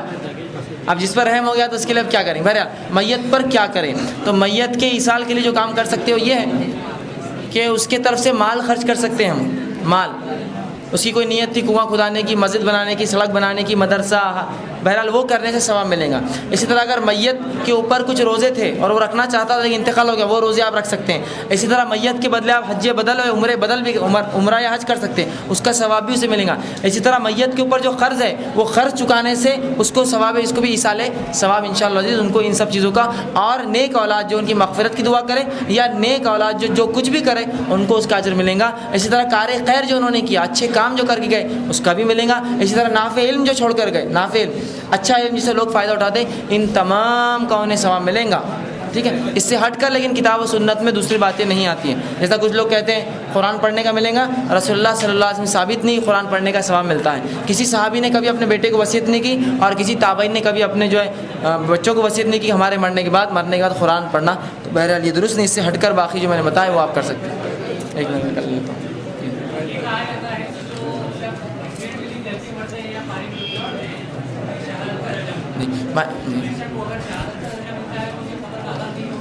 بھائی نے ایک سوال کیا کہ جو لوگ جل کر مرتے ہیں، پانی میں ڈوب کر مرتے ہیں تو وہ شہید ہوتے ہیں؟ بہرحال درست ہے، رسول اللہ صلی اللہ علیہ وسلم فرماتے ہیں کہ جو پانی میں ڈوب کر مرے، آگ میں جل کر مرے، کسی چیز کے اندر دب کر مرے، اپنے حلال مال کی حفاظت میں مرے، عزت کی حفاظت میں، وہ سب شہید، یا پیٹ کی عورت سے، پیٹ کے درد سے مرے تو وہ بھی شہید ہوتا ہے۔ بہرحال یہ ویسے شہید نہیں ہے جس طرح سے جو اللہ کی راہ میں مارے جاتے ہیں، اس لیے میں نے کہا جو اللہ کی راہ میں مارے جاتے ہیں ان سے حساب کتاب نہیں، قبر کا نہیں ہے، حساب و کتاب قبر کا نہیں ہے، لیکن بہرحال اس سے ہٹ کر جو شہید ہیں ان کے تعلق سے یہی کہنا ہوگا کہ ان پر وہ بھی ہو سکتا ہے اور آخرت میں بھی ہو سکتا ہے۔ بہرحال لیکن بہت بڑا اجر ان کے لیے انتظار کر رہا ہے۔ ایک منٹ، یہ تھا اس سے ریلیٹڈ نہیں ہے، انشاءاللہ پہلے بھائی نے ایک سوال کیا، قبر کیسی بنانی چاہیے، پکی یا سادی؟ تو قبر اللہ کے رسول صلی اللہ علیہ وسلم کے دور میں کچی ہوا کرتی، قبر کو پکی بنانا اسلام میں حرام ہے، تو آپ کچی بنائیے اور اس کو تھوڑا بس ایک جو بالش اونچی بس اتنی بنا سکتے آپ تاکہ لوگوں کو شناخت ہو، اور آگے اور پیچھے ایک پتھر ڈال سکتے تاکہ معلوم ہو یہ قبر ہے، اس سے ہٹ کر احاطہ گرنا، پکی بنانا، یہ سب باتیں جو ہے درست نہیں ہیں۔ ایک سوال خواتین سے لیتا ہوں، رمضان میں انتقال ہونے والے شخص پر عذاب قبر ہے یا نہیں ہے حساب؟ تو بہرحال رمضان میں مرنے والوں کے تعلق سے حدیث میں کچھ بھی نہیں آیا، لہٰذا میں یہ نہیں کہہ سکتا ہوں کہ ان کے ساتھ کیا ہوگا۔ بہرحال جو حدیث میں ایک بات آتی ہے کہ جہنم کے دروازے بند اور جنت کے کھلے ہوتے ہیں، اس لیے لوگ ایسا کہتے ہیں کہ یہ جنت میں سیدھے جائیں گے، بہرحال لیکن حدیث میں اس تعلق سے کچھ نہیں ہے، چونکہ قرآن میں بھی نہیں، اس لیے میں اس معاملے میں یہی کہوں گا کہ اللہ ہی بہتر جانتا ہے ان کے ساتھ کیا ہوتا ہوں گا۔ جی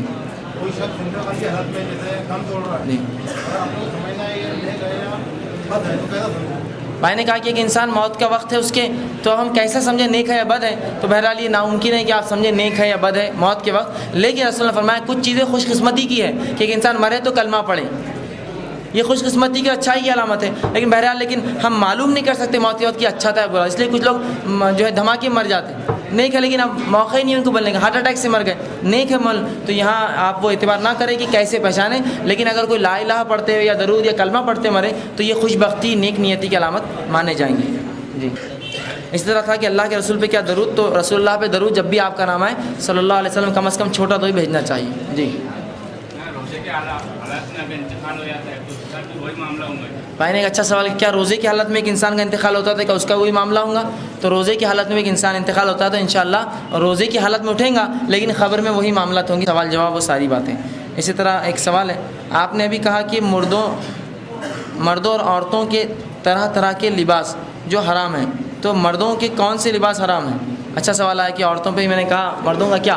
تو مردوں کے کون سے لباس حرام ہیں؟ آج کل شرٹ چلتے ہیں، چھوٹے چھوٹے شرٹ بالکل عورتوں کی بلاؤز جیسے ہوتے ہیں، ہے نا اتنے، اور جب انسان اگر رکوع میں چلے جائے اور کبھی آپ اتفاق سے نماز کو مسجد میں تھوڑے لیٹ داخل ہو تو رکوع میں آگے جاتے آپ کو ادھر کھڑے جانا پڑتا، دیکھتے تھوڑی دیر، اس لیے کہ جسم نہیں پورا کمر کا حصہ دکھتا ہے، ناف کھلی ہے اور کمر پوری جب جھکتا ہے ایک انسان تو یہ ظاہر سی بات ہے جو سطر کھول دے نماز میں، یہ کپڑا حرام پہننا ہے، شارٹ شرٹ بہت عام ہو چکا ہے، اور بڑی عجیب بات ہے کہ لوگ کیوں ایسی چیزیں پسند کرتے ہیں جس کو شریعت انکار کرتی ہے، اتنے چھوٹے چھوٹے جس کو حد نہیں۔ اسی طرح مردوں کے اور لباس، کپڑے حرام لباس کیا ہے کہ مردوں کے ایسے پیجامے، پینٹ، پتلون یا کچھ بھی چیز جو نیچے پہنی جاتی ہے شرٹ سے، اتنی لمبی پہننا جو ٹخنوں سے نیچی جائے۔ رسول اللہ صلی اللہ علیہ وسلم فرماتے ہیں 3 گناہ ایسے ان لوگوں کو نہ اللہ معاف کرے گا، نہ ان کی مغفرت کرے گا، نہ ان سے کوئی بات کرے گا، نہ ان پر رحم کرے گا، جس میں فرماتے ہیں مزبل، اسبال کا کرنے والا، مطلب اپنے ازار کو، پینٹ، پیجامہ، تہبند یا لنگی کو ٹخنے سے نیچے پہننے والا، یہ شخص جہنم میں جائیں گا، اللہ نہ اسے بات کرے گا، نہ اس پر رحم کرے گا، نہ پلٹ کر کبھی اسے دیکھیں گا۔ اب جب یہ بات ہم سناتے ہیں لوگ کہتے ہیں نہیں یہ ویسا مسئلہ نہیں ہے، جو تکبر سے پہنے، جو تکبر سے پہنے اس کے لیے ہے یہ، ہم تکبر نہیں کرتے۔ تو میرا ایک سوال ہے، رسول اللہ صلی اللہ علیہ وسلم ایسا پہنتے تھے نہیں پہنتے تھے؟ بتائیے، پہنتے تھے نہیں پہنتے تھے اونچا کپڑا؟ ہمیشہ پوری زندگی اونچا؟ کوئی بتا سکتا ہے کہ واقعی رسول اللہ نے اپنے ڈھکنے سے نیچے پہنا؟ پہنتے تھے۔ تو سوال یہ ہے کہ ہم اتنے کیسے جو ہے بغیر جو ہے تکبر کے ہو گئے کہ ہم کو لٹکانا جائز ہو گیا، اور نعوذ باللہ رسول کو تو کبھی جو ہے تکبر ختم ہی نہیں ہوا، اس لیے کہ آپ ہمیشہ اونچا پہنتے تھے۔ بات یہ ہو رہی نا، ہم بولے تکبر ہے تو اوپر کرنا ہے، نہیں تو نیچے لٹکا سکتے، تو نعوذ باللہ نبی کو تکبر تھا تبھی تو اونچا رکھتے تھے، وہ نیچے نہیں کیا کبھی، یہ الزام لگاتے پھر نبی بھی ہم ایسی خام و خواہ کی اپنی سڑی ہوئی عقلیں لڑا کر شریعت کے اندر عقلیں لڑا رہے ہیں۔ نہیں ابوبکر صدیق کا جو ہے لٹکتا تھا، ہاں یہ واقعہ ہے کہ ابوبکر صدیق رضی اللہ عنہ کا جو ہے پیجامہ ٹخنے سے نیچے لٹکتا تھا، لیکن صحابہ نے کہا اللہ کے رسول ابوبکر کو تکبر ہے نیچے لٹکاتے ہیں، تو اللہ کے رسول نے کہا ابوبکر میں تکبر نہیں ہے، تو ابوبکر کی تو ضمانت رسول اللہ لے گئے، میری ضمانت کون لیں گا؟ رسول اللہ نے کہا ابوبکر کو تکبر نہیں ہے، میری ضمانت کون لیں گا؟ ٹھیک ہے. اور دوسرا، اگر کوئی ابوبکر صدیق کی سنت پہ عمل کرنا چاہتا ہے تو ابوبکر صدیق کا ایک پیچا نیچے ہوتا اور ایک اوپر ہوتا، تو آپ بھی ایک ٹخنے سے نیچے پہنیے اور ایک اوپر پہنیے. سنت تو پھر ویسے کیجیے، تبڑی نہیں اچھا نہیں لگتا ہے. لیکن آج جو ہے فیشن پرستی میں ڈوب کر ہم یہ کام کرتے ہیں. تو یہ ہوا مردوں کا حرام لباس، حرام پینٹیں، تیبن، یہ جو بھی پہنے اوپر سے جو ٹخنوں سے نیچے جائے حرام ہے، وہ حصہ جہنم میں جلے گا. اللہ نہ دیکھیں گا، نہ بات کریں گا، نہ رحم کریں گا ایسے لوگوں پر. ٹھیک ہے، تو وہ بچے. اسی طرح مرد ایسے کپڑے پہنے جس کے اندر ان کا جو ہے سطر کھل جائے. تو مخصوص حالات تو ایک الگ بات ہے، لیکن عموماً سطر کھول رہے ہیں یا ایسے لباس جو درست نہیں ہے، بہرحال تو یہ غلط ہے. یہ چند باتیں تھی جو مرد جو ایسے لباس پہنتے ہیں جو اسلام نے اجازت نہیں دی. جی اور اگر جی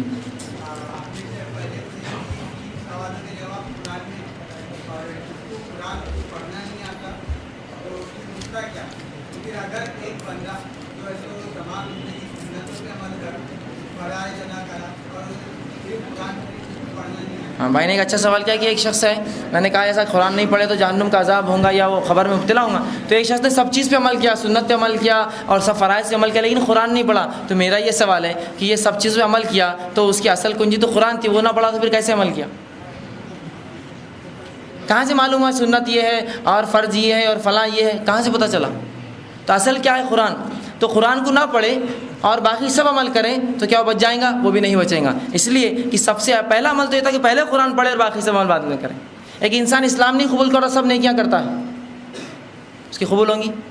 اور وہ کیسا مسلمان ہو جو سنتوں پہ عمل کرے اور فرض جو چیزیں قرآن پڑھنا وہ نہ کرے؟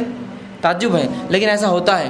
اتنا لوگوں نے بہکایا اور قرآن کے الٹرنیٹ اتنی کتابیں ہاتھ میں لا کے دے دی کہ انسان قرآن پڑھنا پسند نہیں کرتا. ان کتابوں سے اتنی محبت کر لی اللہ کتاب کو چھوڑ کر کہ ان کو اگر چھڑائے وہ کتاب چھوٹتے نہیں ہاتھوں سے.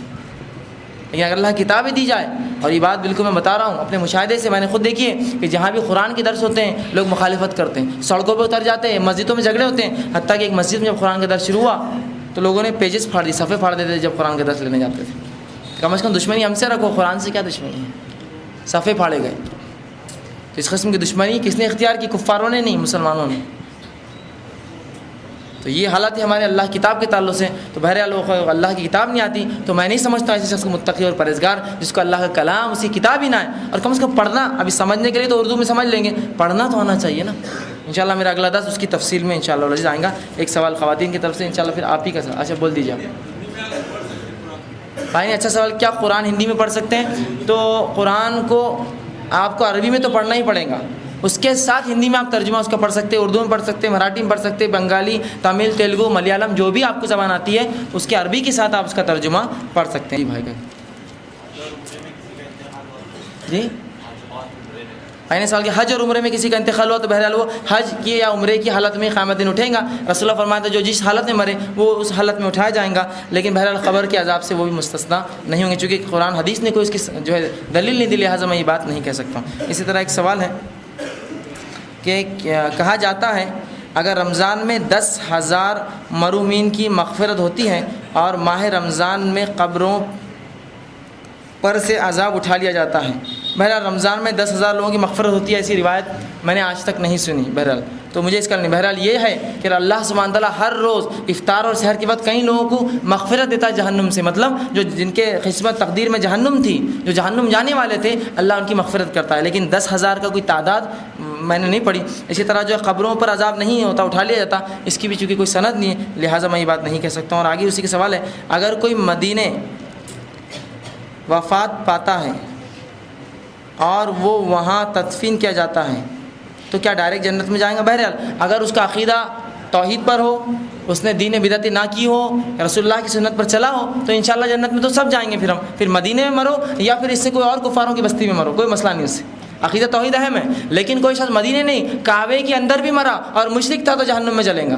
کعبے کے اندر بھی مرا سیدھا تو مشرک تھا، مطلب شرک کرتا، دین بدعت کرتا تو وہ جہنم میں جلیں گا. لیکن اس کے بعد سے ایک شخص ہندوستان میں بھی اگر مرے لیکن کتاب و سنت کا پابند ہو وہ جنت میں جائیں گا. جی بولیے آپ کو ایک خواتین کی طرف سے سوال معصوم بچوں کی موت اور ان کی موت کے بعد حالات بہرحال میں نے بتا دیا یہ اسی طرح کیا یہ صحیح ہے کہ جو 3 اور 4 مہینے کے حمل ضائع ہو جاتے ہیں تو وہ قیامت کے دن اپنے باپ کے نام سے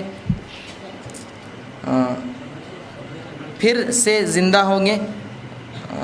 بہرحال میں اس تعلق سے نہیں جانتا ہوں کہ جو 3 یا 4 مہینے انہوں نے الفاظ لکھے اور وہ اگر مر جائیں یا مردہ پیدا ہو، میں یہ بات سمجھتا ہوں، تو کیا وہ اپنے باپ کے نام سے پہچانے جائیں گے، پھر سے زندہ کیے جائیں گے؟ تو بہرحال اگر اس میں زندگی آ چکی ہے، اس میں بڑا علماء نے اختلاف کیا کہ زندہ کس کو ہے، چونکہ اب آپ نے کہا 3 یا 4 مہینے میں موت ہو چکی ہے، پیدا ہوئے تو وہ حمل ضائع ہو گیا۔ بہرحال اگر وہ زندہ تھا، اس نے اگر سانس لی تو اس کی نماز جنازہ بھی ہوں گی، اس کو غسل بھی دیا جائے گا اور باقی سارے معاملات ہوں گے، اور انشاءاللہ العزیز وہ قیامت کے دن اپنے باپ کے نام سے بھی پہچانا جائے گا اگر وہ زندہ تھا اس کے پیٹ میں اور زندہ تھا۔ اور بہرحال یہ اس معاملے میں یہی بات ہے کہ 40 دن کے اندر جو ہے بچہ جو ہے اپنی ماں کے پیٹ میں مکمل تیار بھی ہو جاتا ہے، اور اسی طرح جو ہے اس کے سارے معاملات جو ہو جاتے ہیں، جو حدیث میں آتا ہے کہ راوی فرماتے 40 دن کے بعد، مطلب 4 مہینے کے بعد روح پھونکی جاتی ہے۔ بہرحال ایک روایت میں جو علماء نے اس کو ایسا سمجھایا 40 اور 40 وہ تینوں ایک کے تعلق سے راوی فرما رہے ہیں کہ 40 کے بعد تینوں کو ملایا نہیں جائے گا، لہٰذا اس قول کے مطابق 40 دن میں بچہ وجود میں آ جاتا ہے پورا، اور دوسرے قول کے مطابق 4 مہینے میں 40 کو آپ جوڑ دو 4 مہینے، تو بہرحال 4 مہینے کے بعد اگر ہو یا ایک قول کے مطابق 40 دن کے بعد بھی ہو تو بہرحال وہ زندہ تھا اور اس کے ساتھ سارا سلوک ہوگا جس طرح سے ایک انسان کے ساتھ ہوتا ہے، اور انشاءاللہ عزیز امید ہے کہ وہ اٹھائے بھی جائے اور اپنے باپ کے نام سے جو ہے پکارے بھی جائے۔ وآخر دعوانا ان الحمد للہ رب العالمین، سبحان ربک رب العزۃ عما یصفون وسلام علی المرسلین والحمد للہ رب العالمین۔